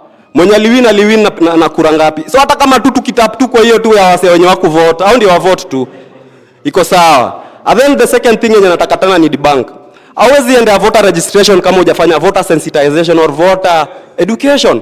Young people wamekuwa disillusioned from politics. Young people wataki politics. So ndo mrudishe bado waone meaningful politics. Lazima watu waanze na voter sensitization na voter education. Naona napenda kitu yenye Steve wanafanya, best yangu hapa Dono Obunga. Wanaifanya ukiangalia kuna time tulikuwa huko Bunga, unakumbuka Dick? Hivyo ndo tunafaa tuanze na hapo, tukifanya voter sensitization na voter education. Na hiki tu lazima iende grassroots. Si ati tu hapa hivi kwa wenye maybe tunakuaga tunafanya na wasema NGO. Tunafaa tuende grassroots. Kuna ule mama muuza mboga tu pale kwa community yako. Amekuaga akipiga ile siasa ya zamani, ile ya jamna, si ndio? But when young person uko na mentality nyingine different. Ni wangapi umekaa nao chini? Mimi wana preach daily, naambiaga wasana kwa na principle yenyewe inani guide. Nasemanga daily kwa na principle simple. Each one teach one. Make sure that day before you pite. Make sure wewe venye ni mtu mmoja. Teach tu wewe mse ngapi? Mmoja. Na wewe mse pia kifunza mtu mwingine. Vitu zitakuwa sawa. Conversation saizi ni tuanze na hivyo sensitization. Tunaipelekaje hadi mashinani? Kuna wasi hawana access to information yenye article 35 inaongelelea. Tuna bridge aje hiyo gap. Sawa? So mimi na believe bado tu tuko on the right track. Tusikuwe divided. Nikitu nataka tu kuleta propaganda waonyeshe tuko na weakness. Hatuna weakness. Let us remain focused. Tunajua agenda ni gani. Sawa? Hawase wanaenda nyumbani wapende wasipende. Kitu sisi tunataka ni service delivery. Itakuja wapende wasipende. Another thing yenye nataka pia ni debunk tu kidogo. Best yangu hapa hivi amejaribu kusema tunafaa to differentiate between governance and politics. Sijakataa, lakini for me I tend to differ a bit. I think hatujaelewa sisi kama young people, ni kama hatujaelewa what the real meaning of politics is. Politics si ati kwa gile tu kupiga kura na kupata power. Politics is the organization of the people for the benefit of the people. Why do we do politics? Tumekuja hapa kuongelea issues za service delivery. Hiyo ndio siasa tunapiga. Man, young people, tumesema sisi tuko na different mentality. That is why nilienjoy sister yangu akisema hapa hivi, kitu yana nataka kuona change, nataka kuona kwa community ni mentality change. Maana tupigile siasa ya zamani. Atupigile siasa ya zamani. Siasa sasa hii tumechange. Siasa yetu yenye tunapiga ni ya mambo na agenda issues, not personality based. Siasa yenye tunapiga ni madawa zitafikaje kwa level 3 hospital ile kuoyo dispensary. Siasa yenye tunapiga ni insecurity yenye na challenge. Police harassment, police brutality. Hiyo ndio siasa tunapiga. Sisi kama wananchi tunalipa ushuru, tunataka kuona service ya do. Hiyo ndio siasa. Siasa si haiko kitu ati ku grab power. So I think to debunk your notion, naona nilisema ukiuliza tukianza, nilisema siasa na governance na politics. Hakuna difference, ni jina tu ndio difference. But ideally ile siasa yenye tunaonanga ati mtu akisimama pale ati sijui ameongeana step, akona 30 minutes ya kuongea na 25 ameongelelea mambo na ODM, tuko tayari.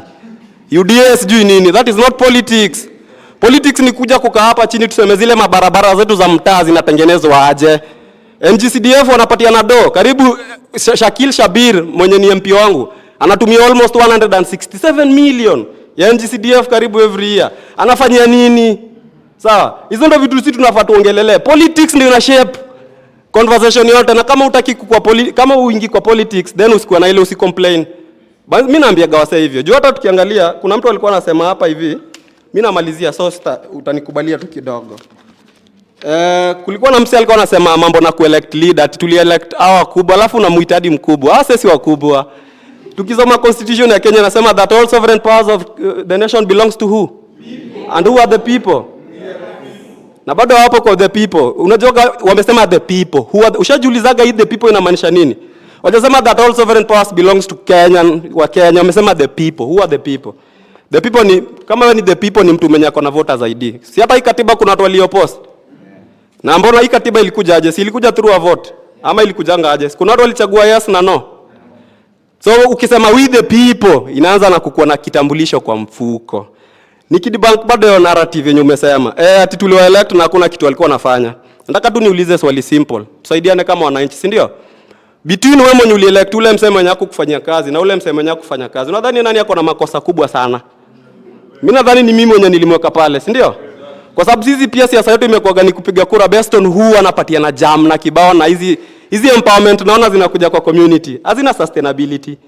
Sisi tunataka kuvote on based on unaangaliaga tu majina pale. Unaona hapa Dick na Nzaba, Nerea Kombo. Unakumbukaga huyu at least alileta chwani pa? Kwa sababu mwingine hata sasa umjui hata hajaitokea. Mtu kama Oricho for example. Ati anataka kudislodge Shakil Shabir. Mtu ni mlevi bana. Yaani hata mimi tangu yaani sija hata muona kwa community. So I think bado tu blanda ni kwetu. Manze tuanze kupiga. Alafu cheki. Tuko na advantage moja. Hapa Kenya si voting sinakoga ni secret ballot.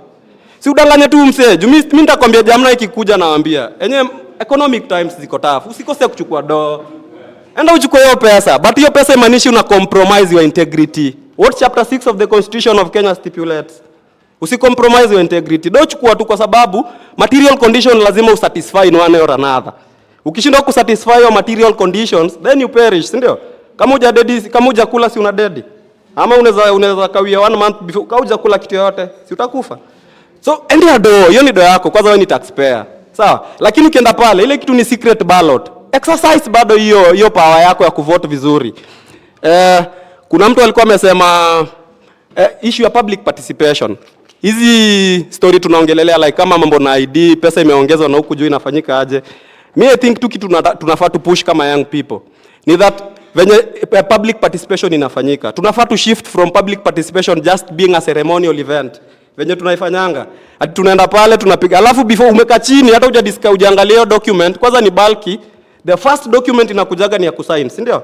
Ama kwa zile public participation unafanyanga, si mnapatiwa ile attendance sheet kwanza. Ndio mmeanza kudiscuss na ushapatiwa. Inamaanisha tu tunaenda ku rubber stamp. But public participation ifai kwa hivyo. Our right to public participation imekuwa guaranteed under Article 10 of the Constitution of Kenya. Sinaongelea participation of the people. To change from being ceremonial, tuiweke hata tusingoje ati lazima ni wale wase wana organize public participation. Sisi wenyewe tunaweza organize kama hii ni public participation. Tuipeleke pale mashinani. Bado ni sisi tu before tufike kwa government naongelelea sisi, mimi na wewe. Kuna issue ya police brutality. Mimi nitaitaja. Utaongeza baadaye. Oh, sawa, asante. For partnering with you to bring such discussion. Then now here is my point. As much as we are throwing blames to the government, even we as youths, I think it's time we wake up na tujitume. 2022, I was sensitizing the youths in our area to take votes. When you approach a youth and you tell a youth to go and to register as a voter, then this youth asks you, kura inanisaidia na? Kwanzia tu hapo, the problem is it the government or tusijibu hiyo. Sasa shidangu ni, hakuna mtu atakutoa hapo, akupeleke pale uchukue kura. Hiyo ni number 1. As much as it's our right, mimi hakuna mtu aliniambia ende uchukue ID. Hiyo ni number 1. Once you are 18 years old, you are supposed to take an identification to show that you are a citizen of that country. Number 2, for you to elect a leader, what do? You have to register as a voter. For you to talk about matters, governance, na uja vote, how do you talk something that you've not even voted for? For you to be on the table, tusichukue blames, jitume pale. And we encourage, you've said we will do the mapping of those who have difficulties in getting identity cards. The same way we are doing that, we should encourage people, the youths. When you are told, go and take an ID and register as a voter, don't ask inanisaidia na nini. Number one, me, I benefited from the county government driving. I went to drive. There was nobody to take me there, but the county government took me. And I'm proud of that. Apart from that, even we are proud the MP's office is here. MP's office is sponsoring people driving. Wewe unasema kura inisaidie. How many people just want that driving and they can't get? But because this person voted knowing that, hii kura ndio inanisaidia. So let us go back home. Let us tell, I was even surprised, yet I was against the Gen Zs. But Gen Zs were there on the streets fighting against the finance bill. At that point, viatu ilikuwa inafinya. Sasa ndo anajua mwali viatu inafi. But when we were voting, like he said, 8.1 didn't do what? Why didn't they vote? If you don't want to vote, why do you talk about matters concerning the nation? If you want to talk about matters concerning the nation, starting from the ground, chukua ID ukishafika 18 years old, usiulize itakusaidia na nini. Ukienda kuregister for those who join university, si wanakuuliza ID. Ukitaka help, hiyo help government ndio inaileta. Hiyo government you didn't vote for it, but you want it to support you. It is so bitter when you approach a youth and tell a youth, chukua kura na kuambia itanisaidia. There are multiple ways that these things benefit. I've just said, I went for that driving inanisaidia, not only me. It was not only me. For those who, and I'm not talking about only driving. County government is sponsoring TVET here at Rotary. How do you qualify? They just ask you, did you vote? Where is your voter's card? These places help a lot of us. When we talk about unemployment, when you go to TVET, you are skilled. You don't need employment. You employ yourself. But it starts from where? Unajituma. Historia, idea nisaidia na nini? Historia ku blame the government all the time. We should stop it. Okay. Yeah. So let's sensitize our fellow youth who have not taken the identity cards. Let them take the identity cards. When it comes to voter registration, like someone say, we always have continuous voter registration. Why must you wait until now? Okay. Yeah. Thank you. Once again, my name is Emmanuel. I know mine might be a long-term, might require a long-term solution, but it is one of my worries that normally when I see IBC call out for government to allocate them the budget, they call for a very huge amount of money. And as one person who does social accountability, I'm concerned because I normally ask myself, the kind of ballot boxes, what do they do with them immediately they are used? Because I know the only thing we do is stuffing the ballot papers in them and they remain new. They're only used once. But when we reach the time we want to vote, IBC will want to buy new ones. Yeah? So I'm asking, why do we need to buy new ones when we still have ones that have been used only once? Hawezi zile karatasi alafu watumie to save our budget because they are using taxpayers' money and they're calling for too much of money. Okay. Once again, my name is Emmanuel. I know mine might be a long-term, might require a long-term solution, but it is one of my worries that normally when I see IBC call out for government to allocate them the budget, they call for a very huge amount of money.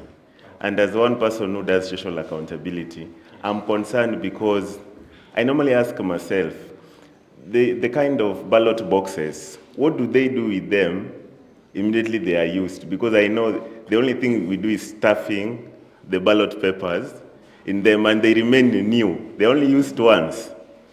But when we reach the time we want to vote, IBC will want to buy new ones. Yeah? So I'm asking, why do we need to buy new ones when we still have ones that have been used only once? hawezi toa zile karatasi alafu watumie to save our budget because they are using taxpayers' money and they are calling for too much of money. Okay. Tunafunga. Voter registration and then tuendelee. Not voter registration per se. I think someone already mentioned about the upcoming mass registration. So do not be worried. We are in contact with the IBC as consumers of the process. We are going to have registration in each and every polling station. So if you can't go up there, just be patient. Hold on, we will be coming to the grassroots. And we are going to have each and every person register. I think it will take about 21 days. If it is not reviewed, so far it is 21 days. On IDs, apart from the application and the challenges and the difficulties that come with it, my main worry also comes, ukienda pale kwa DC, IDs zinatoshana hivi. Hao watu walikufa. Hao watu wote, I mean, they are all dead. Because you apply for an ID, you go once, twice. It's a systemic problem, challenge probably in Nairobi. It has delayed for about 2-3 weeks. Then you give up. Why do you give up? It is your ID, for heaven's sake. So if you go to the DC's, the district registrar of persons office, and also to the Huduma Center, the registration desk, IDs ziko nyingi. We are planning as an office hapa mbele to be carrying those IDs to the nearest chief's office. So that we call out the names. Kama kuna wenye wanajua, tunazichukua kwa baraza. Kama mwenye anajua, you invite those young people to come and their IDs. But I want to agree with this guy from Kaloleni. Hii issue ya spoon feed my youth, hapana. We want to get as mad as that guy got. That guy said he's walking to the polling station to kick out the leader. So if all young people would get that mad, they would fly, walk, swim to the polling station or to the ID card registration centers, to the voter registration cards, take up those documents, kick out whoever you want out. Thank you. Okay, asante sana. I remembered something, kuhusu ID. So we need also to map waiting cards that have gone beyond 30 days. Sawa? So tuki-identify hizo, because the service charter says within those, we should be getting it within 21 days, I think, right? So we map again the issues, and it's not only for the committee, guys. So anyone who is here, ukisikia kuna jirani, kuna mtu, rafiki, ndugu, nini, that has a waiting card past 30 days, take it upon yourself. Take a number here. You told me you are networking today. Can you all network? So that we know where to send this thing. If you don't have Wanda Kopale, Akina Wesley, and the rest of the team, you can reach out really to parties or waiting cards. Okay? There's also the issue of the uncollected IDs. A serious concern, by the way. So one thing that we need to do, guys, what we're trying to do is this. Now, yule jamaa ametoka and they benefit from me information. Basically, what we're trying to do is to ensure that the system is working, such that it is working for everyone. The educated, the uneducated, so that yeye akiingia tu pale ofisini atoke na kile ambacho alienda kutafuta, as per what is prescribed in that book. Are we together? So everyone should get an ID if it is 21 days, regardless of whether you have money or not. You should get the ID. So the uncollected IDs, what can we do about it? My suggestion is it possible to go into those offices and ask, and we know specific numbers, we don't just say it is this big. Can we know as of today, as of the day we are going, how many uncollected IDs are in that office? 2, what are existing systems through which those in the administration wanatumia kufikia wale walisha register, ama the owners of those IDs? We talked of the SMS, we talked of the smartphone and the rest. Could it be that is the issue? So that tujue what systems are being used and what better systems can be used ili watu wapate IDs. I think that one will also, we can add into your group, okay? And then the issue ya IEBC. Okay. Jina konga vizuri mtu akiongea. Okay. Just unatulia tu alafu baadaye. Wacha nikupatie. Okay, let me add hapo kwa issue na uncollected IDs. Yes. Sasa nimeona zinaletwa kwa wards. Kama jana kama jana Migosi. Okay. Zililetwa. But sasa issue ni zimeletwa watu wenye hawajaendea ID zao walikuwa. But sasa IDs sio za huku. Yeah, sio za hizi za ward ya huku. Unapata jina ni ya mtu wa Turkana huko. Jana watu walikuwa wanaongea shit. So nikatoka hapo nikaenda Ogango the same thing. Okay. I know what is happening. There's no confusion. It's confusion from those in the office. Kuna mtu incompetent mahali. So for us we normally say if you're incompetent, you have no business in that office. Sindio? So basically we were in Isiolo. This is just maybe off camera.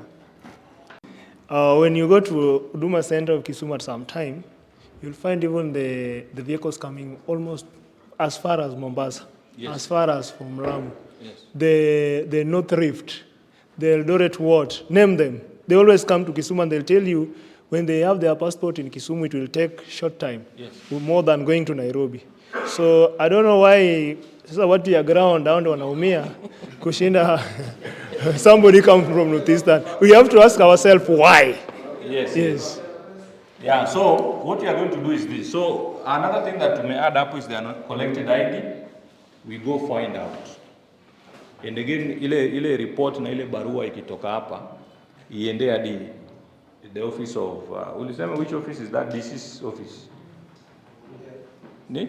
County Commissioner? Hiyo office mali ulisema kuna Register of Persons. So let's go and find out, as of the day that tunaenda, how many IDs are uncollected. Are we together? So from there to craft, we can sit down after that. After that information to do what strategy are we going to use. Individuals whose IDs have been lying there for more than 3 months. We'd like to document that, to also know the reason why somebody would be comfortably seated somewhere and yet the ID has been lying there for close to 3 months or even 1 year. So it is important to also document that. So that is just what I wanted to add on for the task of the committee. Okay. No. So insecurity tujue ni wapi, imeaffect watu wangapi, issue ni nini, okay? Yeah. Good afternoon. So, mi story ya insecurity, hii imehappen juzi. Hao vijana wanatembea usiku 3 2 kwa Ndudhi. Wanapigana madimbo. Niko na shop hapo ukimaliza flyover.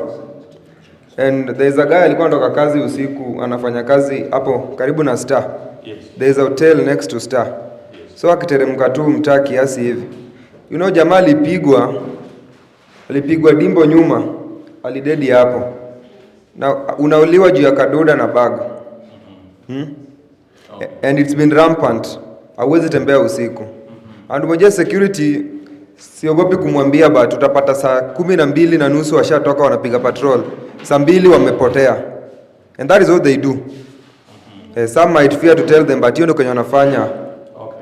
Hawapigi patrol. Atatoka 6:30 tunaona na uniform na bunduki. By 8 wameretire kwa stations, wenye wameenda kulala. Okay. Now they pick it from there. From 10 kwenda hatari. So in the last 1 month, umesikia cases ngapi za insecurity? Mingi. Ngapi? Karibu 10. Moja ili results to death. Alipigwa the moment hadi ya crawl hadi afike kwake alikuwa amepoteza damu mingi. And alisakam to hizo injuries. Ilikuwa area ya? Hapo unaona kumaliza flyover ya Kondele before ufike Obunga. Okay. There's a place inaitwa Kemet. Niko na shop hapo hivyo. Okay. Actually aliuliwa tu karibu na duka yangu. Unaona? Okay. Yeah. Andaa vijana wanavunja maduka za watu.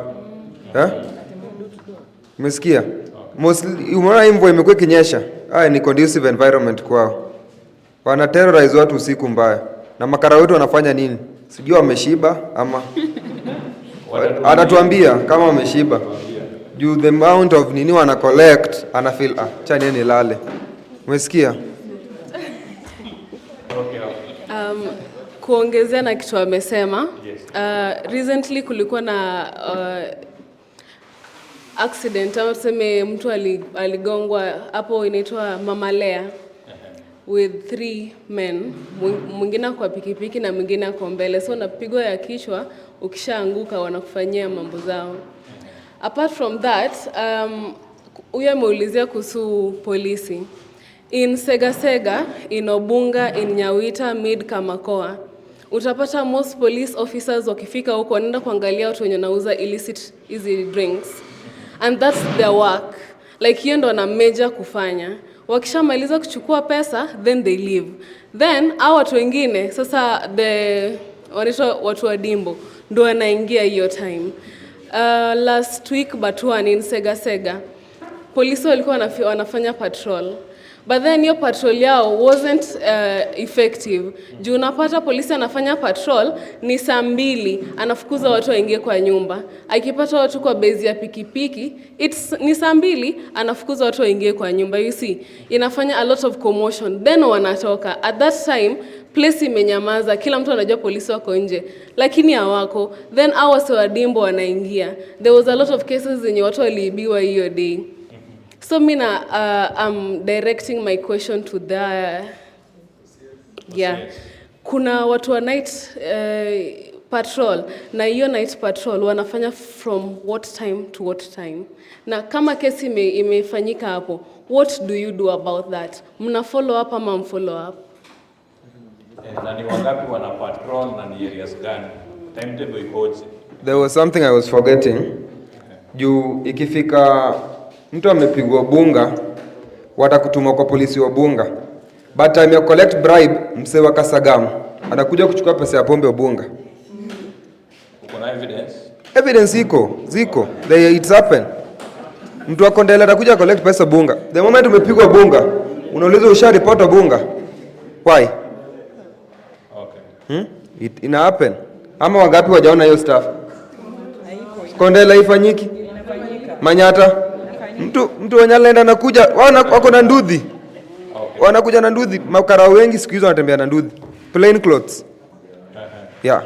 Wanakuja hadi scrap, wanachukua pesa kwa watu wa scrap. That is what they do. Sijui pesa ndio gava iwapei ama shida iko wapi? Thank you for the opportunity. Like, I want to raise a case. It happened. There's a boda man, an old man in our area in Nyawita. Like, we got a news that aliuliwa Manyata. I think alikuwa amedrop a client na ilikuwa saa 3 ya usiku. The man alikuwa stabbed 50 knives. So I'm like, alifanya nini to deserve such a merciless death surely? There's a lot of insecurity arising. So nothing has been done about it? Nothing. Okay. Yes. Just leo before nikuja hapa usiku, mita za maji at my place zimevunjwa leo as we speak. I'm even hoping, kwa sababu nilikuwa na haraka kufika hapa, so sikuenda kureport. I'm hoping the landlady, mimi naishi Migosi just junction, on your way to Kenobura, that place. Hapo mita zimevunjwa jana usiku saa 9 tumeamka, maji na mwagika. I didn't even sleep. Maji na mwagika. The people, I think the rain, they took 1 meter ya mse anaishi first floor, I think. So wamevunjia place. I hope my landlady ame report because tulimcall asubuhi. I think she has reported. But ni kesi juzi pia I was there, nilikuwa nikisikia mtu anapiga nduru just around that place, and I think constituency manager is my neighbor around there. He knows that issues sijui kama aliama though. Issues ziko mbaya hapo hivyo saizi. So as we speak leo saizi. Yes. A few hours ago mita ilikuwa inavunjwa. Okay. So issue nyingine ya insecurity nataka kuongelea nikiomba OCS because I know hiyo place nimetaja mimi na OCS wangu ni wa anakava Manyata, anakava nini? Kawosh, I think Kawosh na nini na Migosi. and Ogango, si ndio? OCS Buino, I think. So it might not be under the purview ya officer, but sasa tukikuja kwa issues za nini, unajua si pia ni human right defenders. So I want to bring that one up because hii nayo tutasema ukweli, because sasa si ni OCS wa Kondele. Kulikuwa na maandamano tulikuwa tunafaa kufanya, we gave notices, yeah, then tu hapo tu Kondele hapo magunzi tu walikuwa wanatandika msee. Ukipata umevaa flag na unataka kwenda maandamano, unatandikwa hapo na police station ndio ile pale. Na unajua tumepeana notice, wanafaa kutupatia security, unaelewa? People were beaten up to an extent that hiyo maandamano haikufanyika kwa sababu polisi kwanza walipatia wide berth, waliambiwa hata msishughulike nao. Magunzi washawekwa wenye watadeal nao majamaa. You get? So they allowed it by not even being nini, walijifanya hata wako polisi wako hata area, nyinyi mnatandikwa tu and they had notices, tumambo tunatoka hii place Kondele tukienda ditao. I think it was the Sabasaba nini maandamano. So people were beaten up there. I know they know because it happened just at the vicinity there. Then tukafika tao nini, kuna best yangu aitwa Pam, the same place alitandikwa tu hapo hivyo na nini kwa DCC pale, you know, we were at the Taifa Park pale. Watu wakimbia wili pale, watu wengi walikuwa sijui Jimmy wasn't there. Tukakimbia tukaingia kwa DCC hapo. Sijui kama mnajua imeshikana na park, nikao unapanda hapa Hilton unapanda hivi. You know that stretch? So si side nyingine ni police station, ni Central. Hii side nyingine ni DCC office ya nani, Deputy County Commissioner. It should be the most protected place. Nduthi zilikuja za karibu watu 30. We even have the videos. I have the video wakikuja. And they beat people hapo, makara wako tu hapo. Kwanza the lady was being beaten here, the officers are there with the wako na gari pale. Wanaangalia tu. Mmoja ndo maybe aibu ilimshika kwa sababu people were recording, akakuja saka akaokolea ODM. Kwa sababu mimi sikuwa naweza mfikia, wasa wawili wako mbele yangu wanataka kuninyaka, una get? So what I'm asking our police officers, because this is part of insecurity. People under Article 37, people have the right to protest. And tunafaa kufanya notice 72 hours, which we did. So na tayari mshawaambia. So you know the officers need to come in, watupatie protection. Unaelewa? Na kama maybe kuna issue yenye hatujafanya, maybe he can give us. So mtu akitaka kufanya maandamano kwa sababu saa hizi kuna watu wameshikwa. Nicolas Oyo na nani? Na Njagi, Bob Njagi wako wameshikwa. You know, people have to raise their voices about that. Computer Misuse Act, even though koti imetupa nje, hiyo ni kitu lazima tutakuja nje kuagitate, una get? So wakuwe ready, watuambie tu saa hizi tutume wapi, kwa sababu sisi tuko ready hata leo. Tutume because we need to call out some of these nini retrogressive bills na hizi abductions zinaendelea. Okay. So tupatie tu process, tufanye nini na tukifika Kondele tupigie nani simu akuja asimame hapo na sisi tukifanya maandamano. Okay. Okay, issue ya insecurity, I think inafaa tuangalie sana the underlying reason why hizi stuff zina happen. Juu mimi Kenya na fail, hii serikali inafaa tuivuruge tu thoroughly hadi ianze kufanya the right thing. Killing zimekuwa zikitake place every time amepata wezi. But for how long are we going to kill thieves? That's what we've been doing every now and then. Tuna expect a different result. Mlisikia story ya ule dem the other time tulikuwa na function au Manyata. That hapo Bunga polisi wanatoka hivi patrol hata hawajapotea na vijana washafanya nini?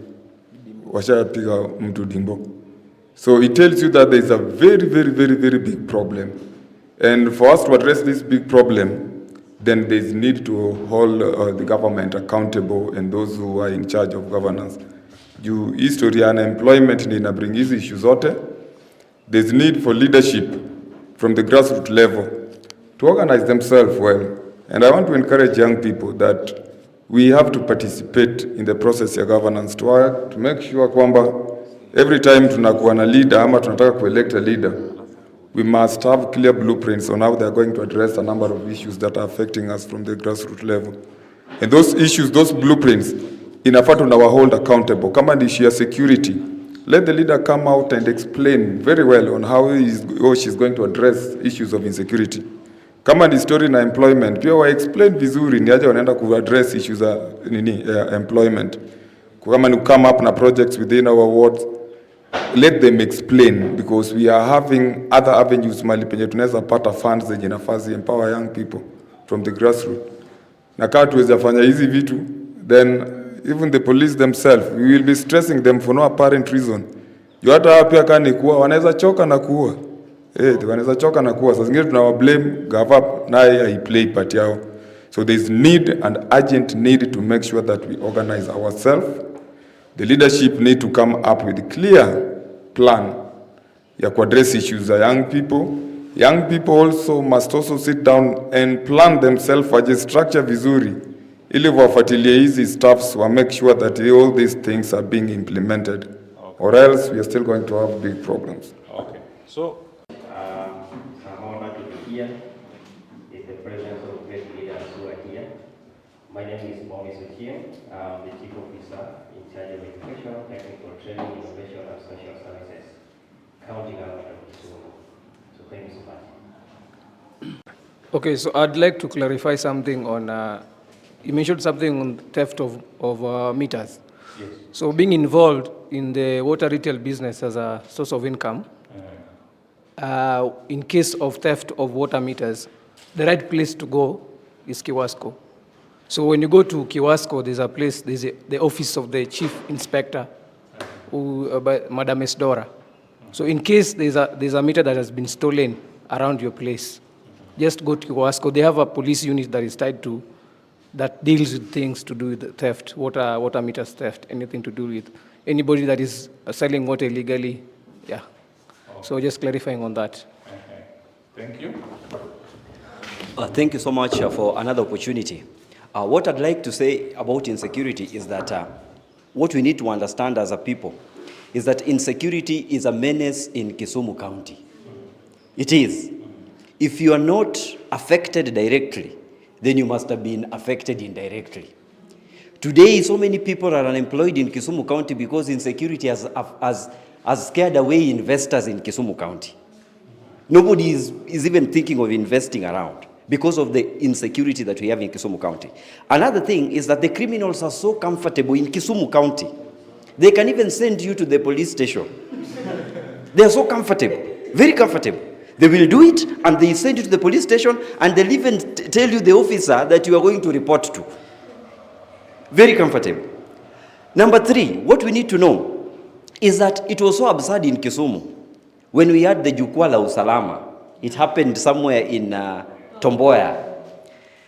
The head security team from the national up to the county were busy addressing criminals in that forum. Because majority of those who attended that forum were criminals. And they were being addressed about insecurity in Kisumu County. And you know, they went back writing a report that they have addressed something. I want to tell them today, to disappoint them, that they came, but nothing happened. If we are still having the status quo, insecurity is at its best. By the time they were coming, it was 100%. Now I want to inform them that it is 200%. The criminals are so comfortable. I might not blame the police directly, because I've been part of it at one particular time. I would want to say this. They also have their limitations. Their hands are tied at some point. We've seen the police being beaten by the so-called funders of insecurity in Kisumu County at some point. And that is why I'd like to get to hear from the head of security today. How do they address such issues when it reaches that point, whereby the people we entrust with our security are also being beaten on our faces? Thank you. Asante sana. I go by the name Kevin. Talking about insecurity, I support my brother there. I remember there was a day in Sabasaba. I was beaten by goons while police officer watching. Even yesterday at Bondo, I was beaten by goons and robbed while officer watching. So I support that. We should do something actually. Nowadays, goons have opportunity. They have relaxed in Kisumu. They have freedom. So we should do something, guys. I was beaten thoroughly.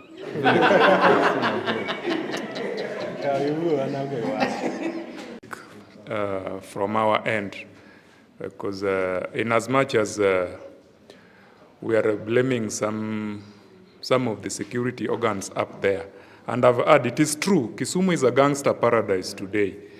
But you see, if these cases are not reported anywhere, even if a police officer knows very well that the crime took place in this particular area, and nobody has formally reported that incident, if you go there, you will be dismissed. True. So let us take the initiative from our end so that we register our legitimate complaint by at least having an OB that on such a date, like the several cases you were talking about that happened in Obunga, if you can be subjected to produce even two OBs where they were reported, are you able to do that? So you see, those are the missing links that we always overlook. And at the end of the day, these are the areas where these gangsters thrive. Thank you. Thank you. Nambuta to Kaego Junction to Star Ogango. I live next to the mortuary, so that's why I say that, because I use that route every day. But in that route, it's always dark. We have the street lights erected there, but they don't work.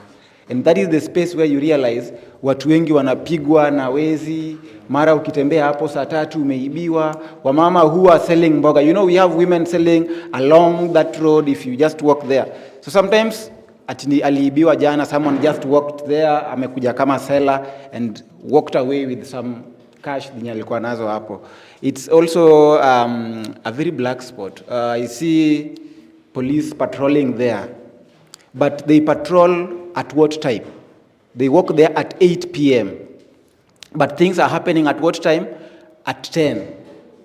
So I don't know if the police are supposed to walk during the day, alafu juu wamepatrol wametembea, they go and rest, and then they forget about from 9 to 6 in the morning, so that we take things normal tomorrow. I don't know, but it's happening there. Let's have a deliberation on how that security can be improved. Either we have the street lights operating, or I don't know, you can figure out something else. Yeah, thanks. So my question is, you mentioned the streets. So when did those lights stop working? Those lights have not worked for the past 4 months. If I need to use that as, because hiyo ndio time ilianza kukua keen, why are they not working? So 4 months. 4 months from today ni kama? 4 months from today ni kama mwezi wa 4. May. May? Yeah. So in May 2025, so roughly how many people are affected in those areas that you talked about? The exact number? Approximately. Approximately, people who sell along that road are, let me say, people who are affected with that road, people who use that road are more than 5,000, because watu wengi wanaishi hiyo area. So more than 5,000. Okay. Yeah. So what have you people done, the community? Is there anything that the community has done? The community have done a lot. In fact, they have bought the Sun King solar. That's what the community have done. So kila mama when you walk... No, to address the problem. You see, the problem is the street lights are not working. Let's relax. The street lights are not working. So the action I'm asking for, anything that has been done, I'm getting towards there. ensuring that the street lights work again. Or towards the street light works again. Yes. So let me first get to what the women have done to make sure they have security first. Yes. They have bought the solar. If you walk there, kila mama kona solar ya Sun King. Kila mtu akonayo amewasha, so that they've made sure that they can access light and they can sell. We have tried to reach to the security people. Kuna mwenye tuliambiwa yeye ako in charge of the security lights in Kisumu County. We tried to reach them, but we couldn't. Tuliambiwa they are always busy, sijui nini, so you just know how they... So mliambiwa muende wapi? Tuliambiwa tuende kwa county government. Wapi? Kwa huyo abala wanga mwenye tunaambiwa, city manager. We went to the city manager, but he was not there. Tuliambiwa, we wrote a letter, by the way. We have a letter tulimwandikia. We wrote a letter na tukaenda tukaambiwa tuwache hiyo barua kwa ofisi ya Abala Wanga, tukawacha. Haijai shughulikiwa mpaka sasa. Okay. Yeah. Thank you. Security and injustice is too much in Kisumu. I just want to talk about an incident that just occurred some few days ago. Okay. That I don't know if it's still in court or it has been solved. I'm not so sure. There was a hit and run situation in town around that roundabout in Kisumu Boys. There were two women who were hit by a motorcycle guy na akatoroka. So when this guy was followed and investigations took place, they found out that it was a police officer. And this police officer ni mtu ambaye alikuwa anatoka Kondele police station. Alikuwa anafanya hapa Kondele. So if these people were followed, like if vile walifuatilia hii kesi wakaenda court, this guy akabadilisha hii story eti these two women were trying to snatch his phone. So the issue of injustice, sasa kama polisi ndio inafanya hivi, what about mtu tu mwingine mwenye ako huko nje? So the issue of injustice should be looked at. Okay. Yeah. Thank you. Was there anyone? Yeah. And then to peane hapa. Yeah, thank you. And me niko na situation fulani yenye ili happen I think some 2 months ago. Sega ilikuwa na Sunday. Where some certain group of young men decided that they want to raid the area. Walikuwa wanatembea tu kwa barabara, wakipatana nawe coffee wanaenda na simu. Coffee ukitumwa kitu kwa duka wanabeba. They snatched I think a gentleman alikuwa anaenda kujoin. So alikuwa na vitu zake, certificate and all the stuff. And then walipiga huyo kijana wakamnyang'anya simu and they took even the certificate. So nilikuwa wanapeleka wapi? And I was like if they are doing it on a broad daylight, inamaanisha they have some confidence yenye sijui hadi wametoa wapi. And they were vijana wanatoka Bunga, I'm not afraid to say so. And some of them, their faces were spotted and their name were mentioned. And this case never stopped there. Ilienda hadi kwa chief and people really reported it. But I still see them walking free, which hata sijui wanapanga kupiga nani coffee next. So another thing pia ni issue with the insecurity pia, see insecurity, police brutality. I'm going to say this out loud. There is a certain day ilikuwa saa 3 and you know the streets of Bunga hadi Sega, the business inashikanga hapo from saa 2 hadi saa 4 hapo, si ndio? And then Land Cruiser ilikam, I think they were on a bad day hiyo siku and they told us nimesema mfunge na ni saa 3. Anaambia watu wenye nafanya biashara nimesema mfungi na kaenda. We thought it was a joke until they came back. The person was standing, walipata mzee fulani alikuwa anasaidia bibi yake kutoa mavitu. Tukasikia tulisema mfungi. The next thing we had was a very very loud whip nyuma ya mzee. Mguni ponye. Kila mtu alikimbia and then it was a very ugly scene because children were there, people were running hell skelter, wengine walikuwa na kanyago and then ilikuja tukaleta commotion. It was not a nice way to tell people that they should pack up, time is up. I think the police should see us as friends, but not watu wenye they can put command on us and then wana expect to fanya immediately because we are human beings, ndio. You need to treat us the same you will like if I treat you, ndio. The same way ukinitreat the same way pia nitakutreat. So women still fear in such a sikiza wa mama wakiona Land Cruiser ikipita hivi saa 3 wanajua let me start mapema isikuwe ni mimi ndo next. So I think inafaa create that friendly environment yenye inaweza fanya hadi mimi nikiwa na kesi I can feel free kwenda kureport kwa polisi. Thank you. Okay, asante sana. Sasa ni okay kwa issue ya insecurities. Okay, hii yenye nataka kusema ilifanyika hapo Migosia. So my aunt alivamiwa, it was on a Saturday. Alisikia tu vitu zikipiga kelele kwa nyumba, so vile aliamka kwenda kuangalia akapata 3 boys. So ile harakati ya yeye kupiga nduru ni coffee ndiye alipewa. Na kuchapwa. Akaambiwa tusisikie sauti. Yeah, so ilimbidi atulie and they took a TV na simu walienda nazo. So kesho yake ndiye alienda akareport. So hii issue na insecurities ni kama hawa magunzi wanajua time polisi wanachukua patrol. Like sijua polisi waliambiwa never look back ama. But mnafaa kutuangalia jameni. Kama ni issue na patrol mnafaa sio kama ni saa 2 sio saa 2 tu, mnafaa ku extend ya. Okay. Can we get the exact place that incident? It was in Migosi hapo naitwaje? Migosi ya data. Sijui kama mnaijua.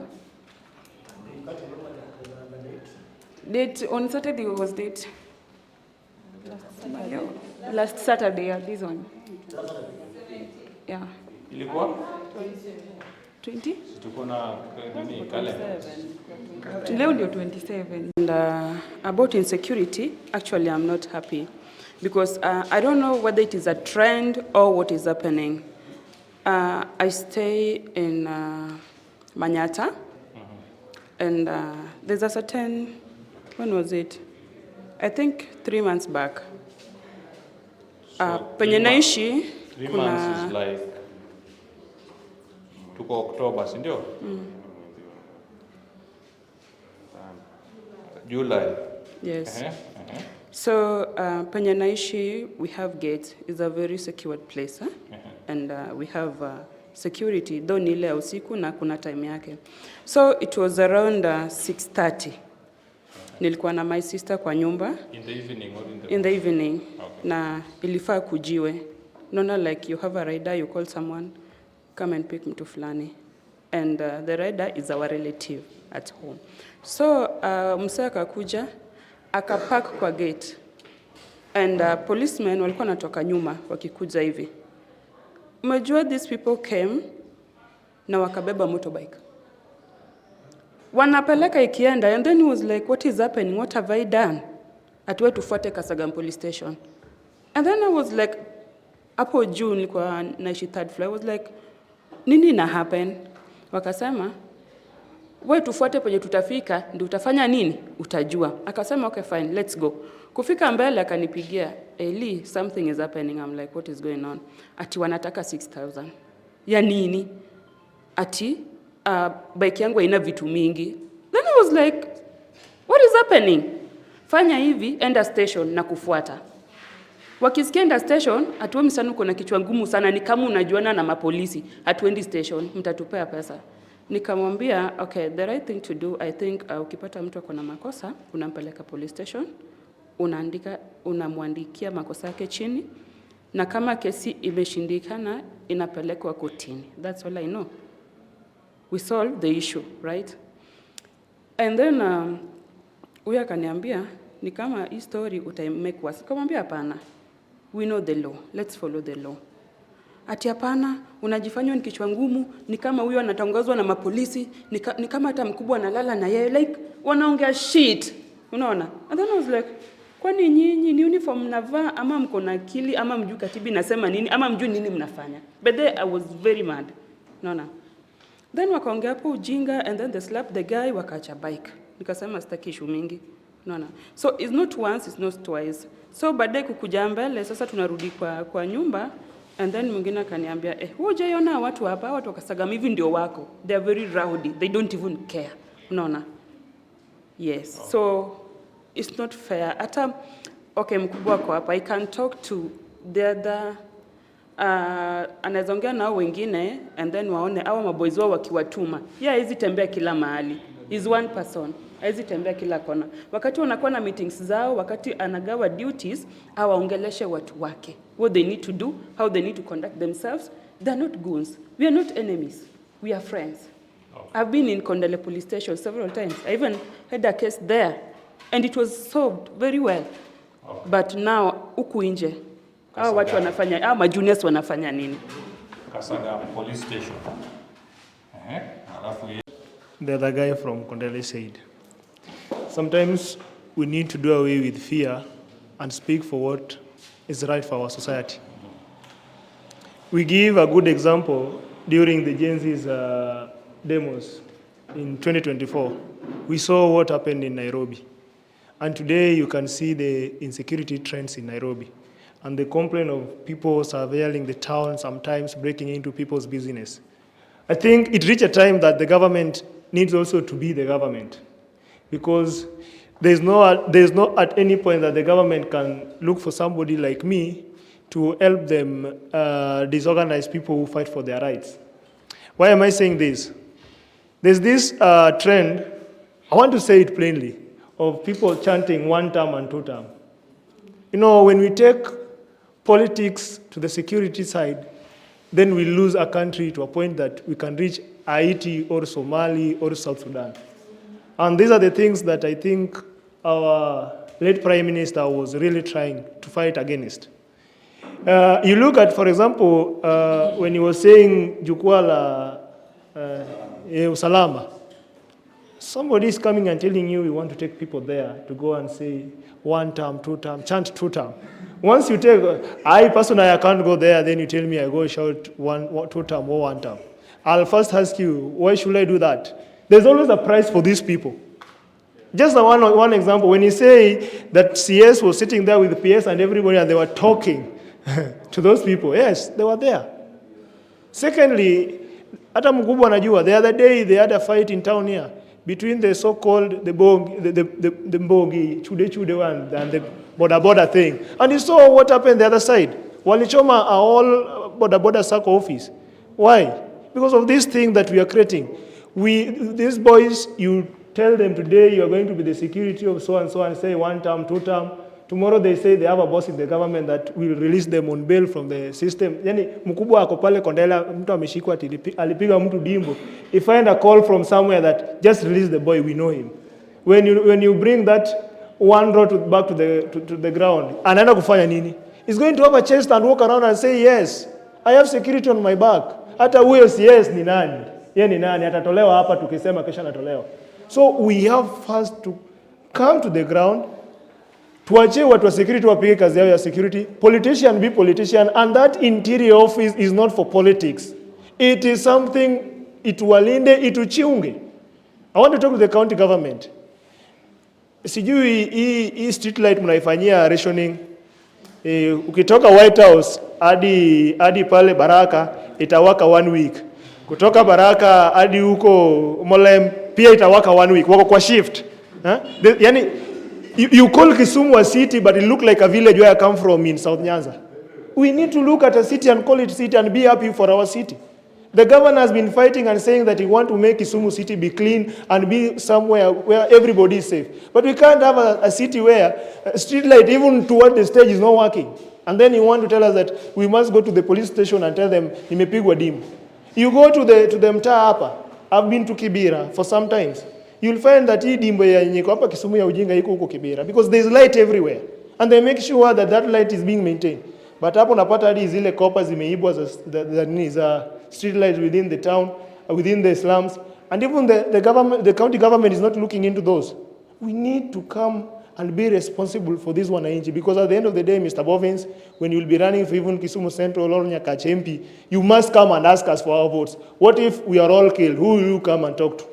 So security and politics should be 2 different things. Na mkubwa, mwambie wale watu wakubwa wenu that we are being killed here because of they are also bringing the virus to the ground. We must say and we must stand for ourselves. Kama sijauawa leo, maybe mtoto wako ama mtu karibu na wewe atauawa by these people you are protecting. So we must come out of that protection and make this wananchi have their voice and walk in this path. That was Raila Odinga meant for us. Thank you. Siasa place is having these recording techniques. Nadhani naweza sema leo watengeneze everything, but for the last 1 year, let me use that one to be precise. For the last 1 year. So October of last year up to today. Na hata leo mkipita hapo mtaona inawaka from maybe White House or Mosque to White House. Then kesho naona inatoka hapo ikienda Baraka. And we have to live like that in town. You walk along Kondele to stage. Yes, do you call it a city? We don't even have lights, but we have the poles for the light. Then you call it a city. Is it a village? Thank you. Asante. Mine, I have got 2 incidents. The first incident, I want to address the OCS. Kwani mapolisi wanafaa tembea na nguo ya nyumbani ama ya polisi. I was having a car, I had a car, I have a driving license, I'm a photographer.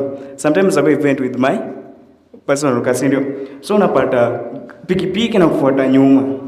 Means akina wengine ananiambiaje? Ni mapolisi ama ni wezi? Itabidi niondesha haraka, si ndio? Ili wasinipa juu sijui nikina nani.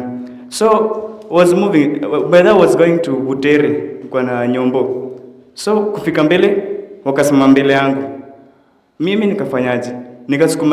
Nikafunga dirisha za gari zote juu. Ili in case of anything wasifanye nini? Wasiniattack. Walitoa hiyo baji yao, wakanichana na polisi. So it really made me to open the window. After open the window, wakaniuliza, kijana, how old are you? I've told them I'm 23. Uko na driving license? Kama yes. Insurance iko. Kila kitu.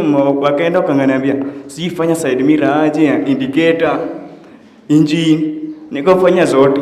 Wakopata any shida. Ndio nasikia mkubwa anasemaje, hata ile ya chai na gari iko sawa, niko na driving license. Sasa nikupe chai na kila kitu iko wapi? Iko sawa. So not going to address those police officers. Wacha kutembea na nguo nyumbani. Jo, mimi hapa personal, mimi si mdozi mwizi ndio kunifuata personal kuniomba pesa, si ndio? Mimi pia nasaka kama vijana wengine. Then second incident ilikuwa hizi tu mambo na photography. Nimetoka event saa 3 usiku. Ilikuwa nje ya kwenda Butere. This naanga tu azaul. Yes, juu unachoto watu wake wanatembea na nguo nyumbani. Si uko peke yake. Hivi hapa Kisumu wako na pikipiki, wanatembea na nguo nyumbani. Wanaficha bunduki ndani ya jacket. So wewe jua ni polisi ama ni mwizi. Hivi wala polisi officer unapotoa bunduki, utembea na bunduki nje, mtu ajue ni polisi. Si unachukua bunduki, unachukua ile bunduki inatoshana hivi, unaingiza ndani ya jacket. How will I know that you are a police officer or you are a gang? Sitajua. Na uniform pia unafahamu mvai. Mkifika huko, uniform ikiraruka, unapoa nyingine mpya. Mbona siva yako mpya upatrol nayo mchana? The other incident, hapa Lakers. Hii kampuni inatengenezwa hapa hivi. I think mapolisi wa Coast wanaiongoja. So nimetoka event personal, natembea tu pole unajua. Hapa na iko safe, si ndio? Kuna lights. Kufika kwa bush nyingine hapo, napata mtu mmoja ametoka nyuma yangu, mwingine ametoka mbele yangu. Ananiambia, kijana ukitoka nenda kushoot, na jana amekushoot. Hiyo kitika nishika, nikasimama hapo. Kuangalia wamevaa hizo jacket yao za usiku, hizo yenye wezi waona. Nikamwambia aje, mimi ni photographer, nimetoka job.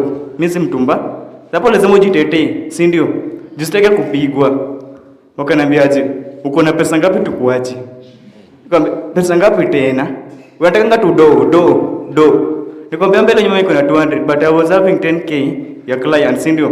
Nikamwambia iko na 200. Ati kijana, pigia babako simu, akutumie atakumia pesa. By the me niko na stepdad.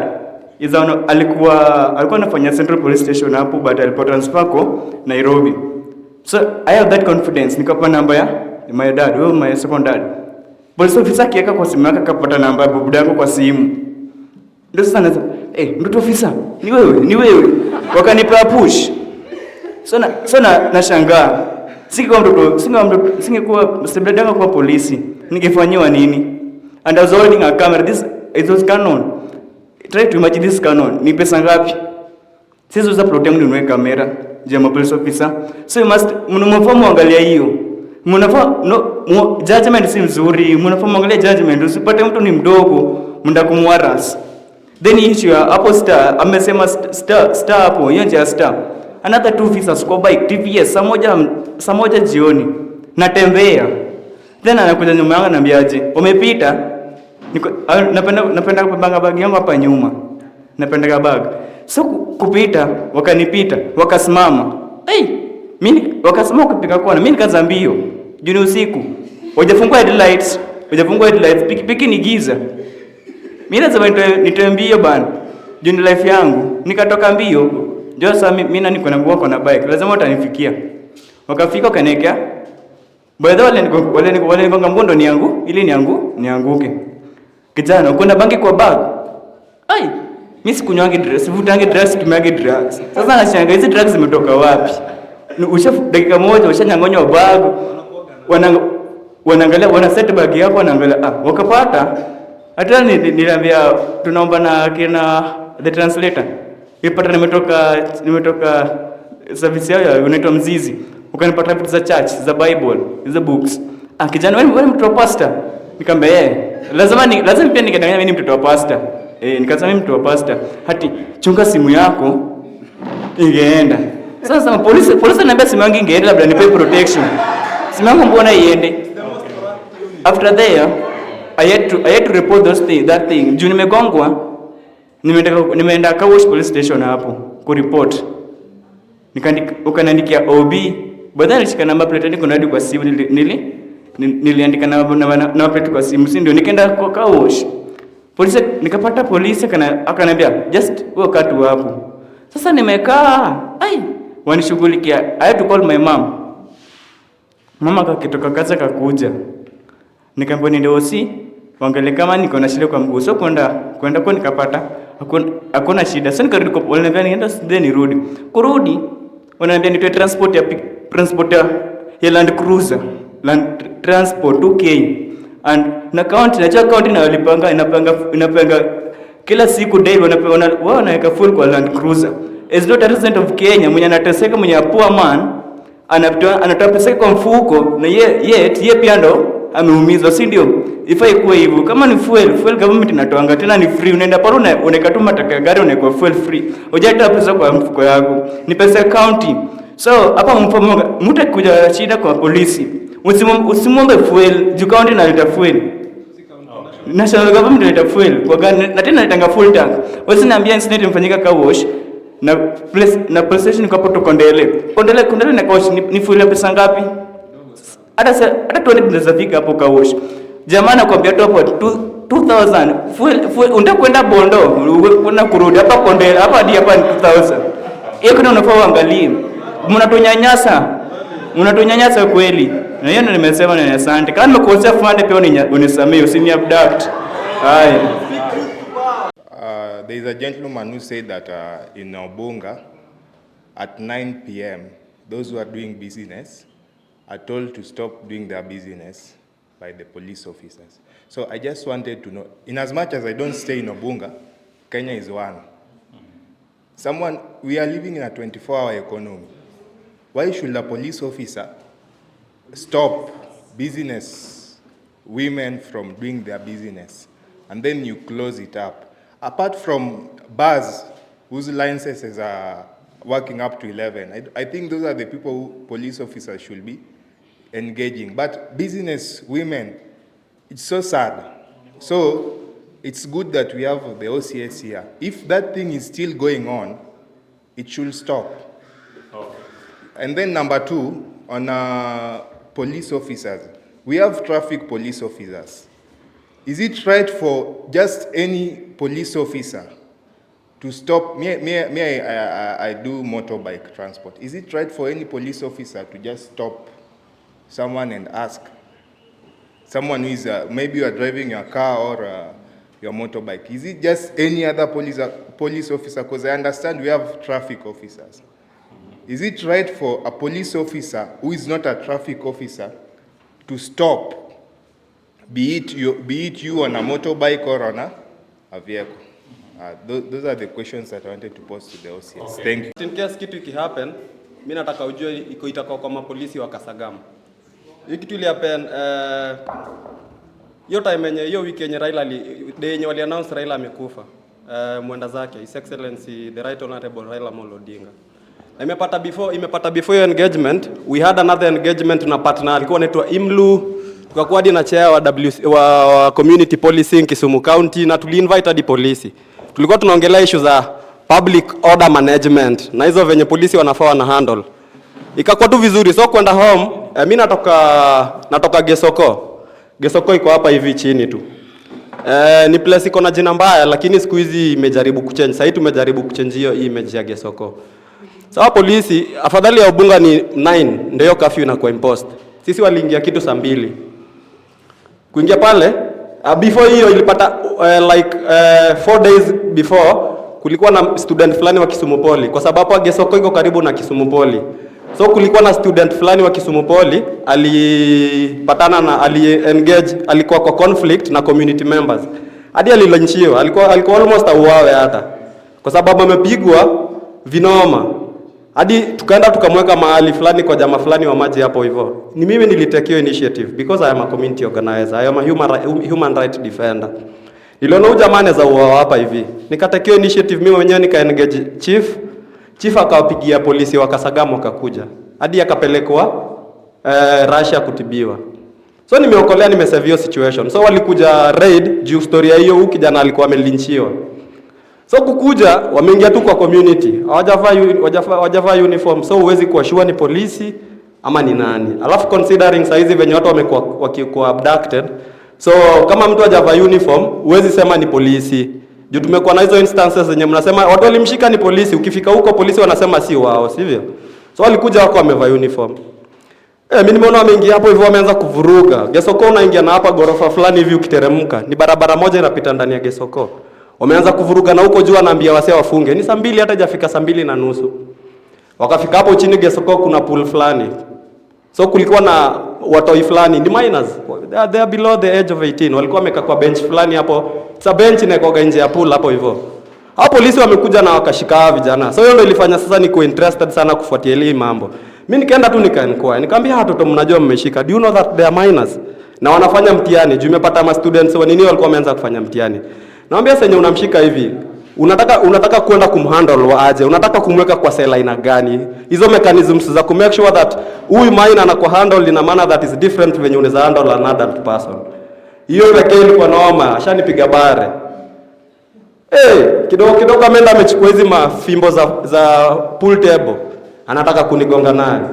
So mimi kama binadamu kwa sababu ni provoke, si expect ati hata polisi, hakuna penye imeandikwa kwa sheria that polisi anaweza chukua sasa ana force, anakupiga, anafanya nini.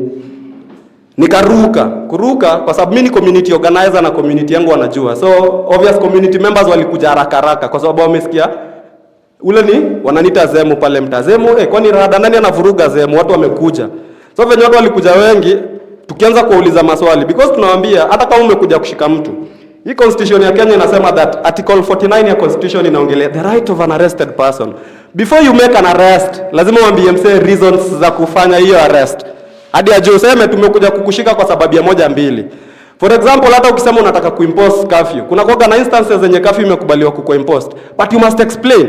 Hakukuwa na hata situation state of emergency yenye ilikuwa imekuwa declared. Yeta walikuwa wametuweka tuende nyumbani by saa 2. So nilikuwa na confront. Naambia saa hizi ndio watu wametoka makazi, watu wanatafuta food.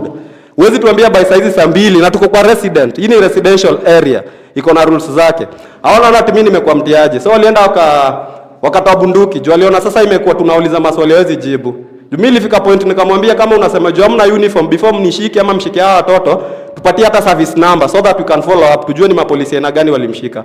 Kidogo nasikia ana engage hawa seko over. Si mimi nikashuku hapa inakuwa noma. Juu walikuwa already mapolisi kama 4 na community already wameoverpower. Wameambia hawezi hata nishika mimi ama the minors hawezi enda nao before explain. Kidogo tunaona ameleta reinforcement land cruiser kama 4. So wanasema ati mimi wanataka kunishika specific kwa sababu mimi ndo nadai najua rights zangu. Juu mimi niliwaambia mimi naye najua rights zangu. So wanasema mimi na incite public iwavuruge. Na ni hao ndo wamekuja kutuvuruga. Hakuna mtu alipiga hata polisi. Wamekuja hapo hivyo. Mimi hadi saa hizi ilibidi hiyo day usiku hata sikulala mtaa. Kwa sababu walikuwa wamesema sasa wanataka kunifinya wanionyeshe wajue nani ni nani. Juu mimi nimemwambia mimi am a human rights defender. Na work closely na wase. Hata juzi ndio ilifanya hata hiyo data. Juu tumereport hata mimi kunivuruga. Community members wamekuwa kicomplain. Polisi wanawaharas. Polisi pale kuna hii barabara imejengwa na Kisip. Inaenda Yellow Bridge. Ukitoka hapa Baraka, nje inaenda ukipita hivyo katikati inaenda hadi pale Yellow Bridge. Sasa kuna base fulani ya pikipiki hapo juu. Polisi wanakaa tu ikifika by 6 wameanza kukaa hapo hivyo. Wana target ma students wa polytechnic kwa sababu wanajua ma students wanakuwa gaoga, maybe hii si mtaa yake, bado ajui venye anaweza ji-express. Mtu amepita na gas yake fulani, polisi wamemuita ati enda ulete barua ya hii gas ndio kuja uchukue. Akipita na kitanda, enda ulete barua ya hii kitanda. Kuna watu wengi wamewachia magas, kuna wasee wamewachia hadi vitanda. And that is why tuliorganize hiyo forum yenye tulikuwa nayo at Manyata B Social Justice Center on Friday. kiongozi UKM, tuliita hadi OCS Kasagam, tukaita mapolisi wa Ragumo, tuliwaita wote ku discuss hizi issues. So mimi sitaki ati na blame hata polisi in any way, lakini venye polisi wanajihandle. Enyewe sisi kama wananchi tumeanza kuchoka na tuna lose imani na polisi. Polisi kitu inaweza waleta pale mtaa yangu Gesoko na siwezi kudanganya, ni place penye kuna madrugs. Ni place yenye inajulikananga na issues za insecurity. Ukiona polisi wameingia pale mtaa active ile day wamekuja, ujue wamekuja kuchukua pesa ya pombe. Wanakujaga on Thursday. Hata kama ukikuja tu mtaa yangu on Thursday, kuja tu tukae mahali uone kifika on Thursday jioni, wamekuja wanaenda direct wanapatiwa pesa wanaenda.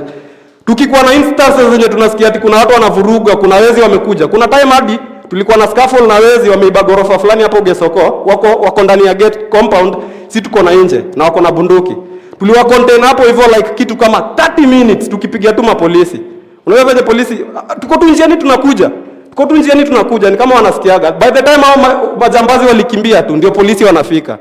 So sisi tunataka kusema that polisi venye wanajihandle, sisi kama wananchi tumelose imani na polisi. And that is what mimi nilikuwa nimerecommend.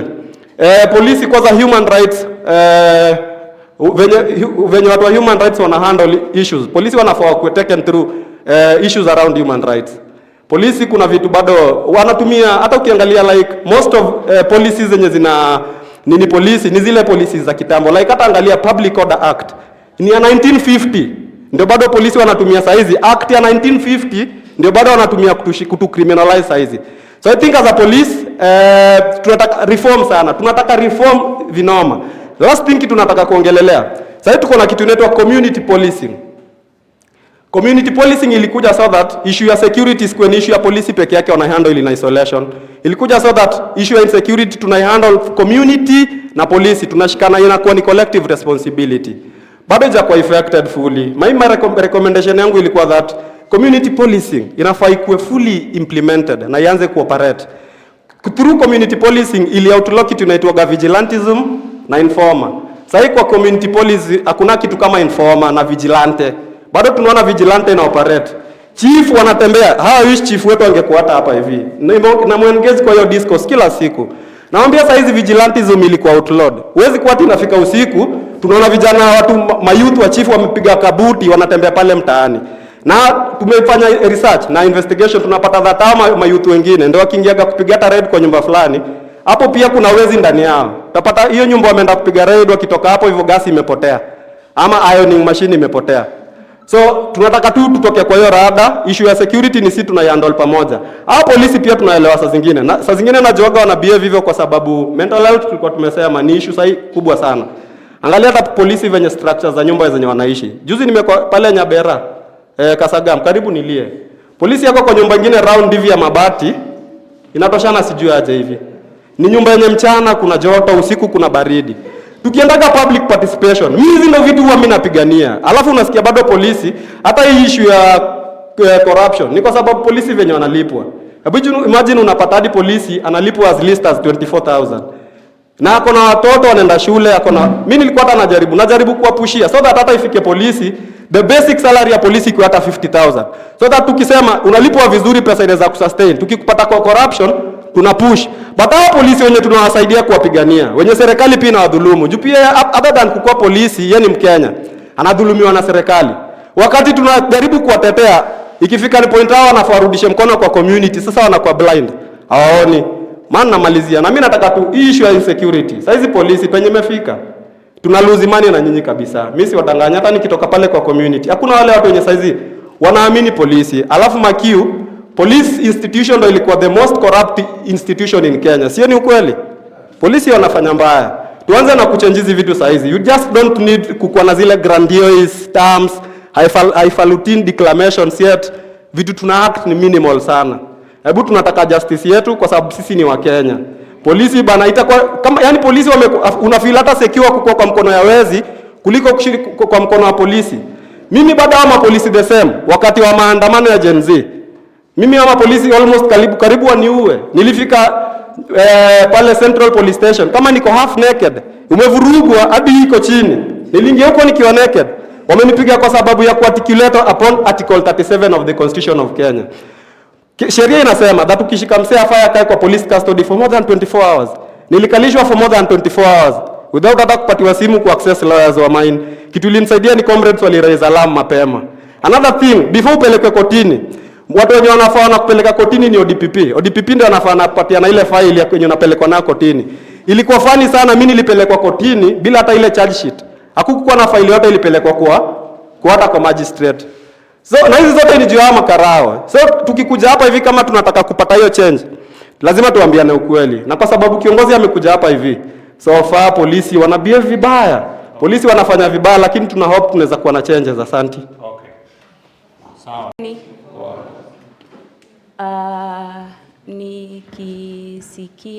Nikisikia kila mtu ambaye ameongea, ni ukweli tuko na tatizo la usalama Kisumu.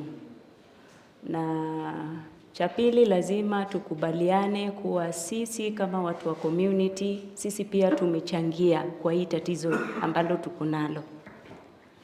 One, tumekuwa tukiprotect our own issue ya wezi, issue ya theft. Sisi kama community tumewa protect au wezi juu au wezi wote wenye ambao wameongea wamesema wanatoka area ambao tunaishi. Si unamjua? Unapata au wezi wengine ni mandugu zetu, madada zetu, unapata ni mabrothers ama boyfriends wetu, cousins wetu, but una decide unajua vizuri Ivy ni mwizi, but huwezi ongea. Kwa nini? Una protect your family ama una protect mtu ambaye unajua, ama unasema huyu hivi anakuaga mtoto wa rafiki ya mama yangu ama anakuaga mtoto hivi. Hapo ndipo shida ilianza. Juu tuko na kisonono na tumedecide tunaenda pharmacy, tunaenda kuchukua flagyl, atuendi kwa daktari tupimwe tujue kiwango ya kisonono imefika wapi. Kila mtu amekuwa tuki blame the administration. Tuna blame the administration, polisi wanafanya hii, polisi wanafanya hii, polisi wanafanya hii. Not knowing hata wewe ni polisi. Yeye ako certified. Wewe pia ni polisi kwako. Juu anasema usalama inaanza na nani? Usalama inaanza na wewe.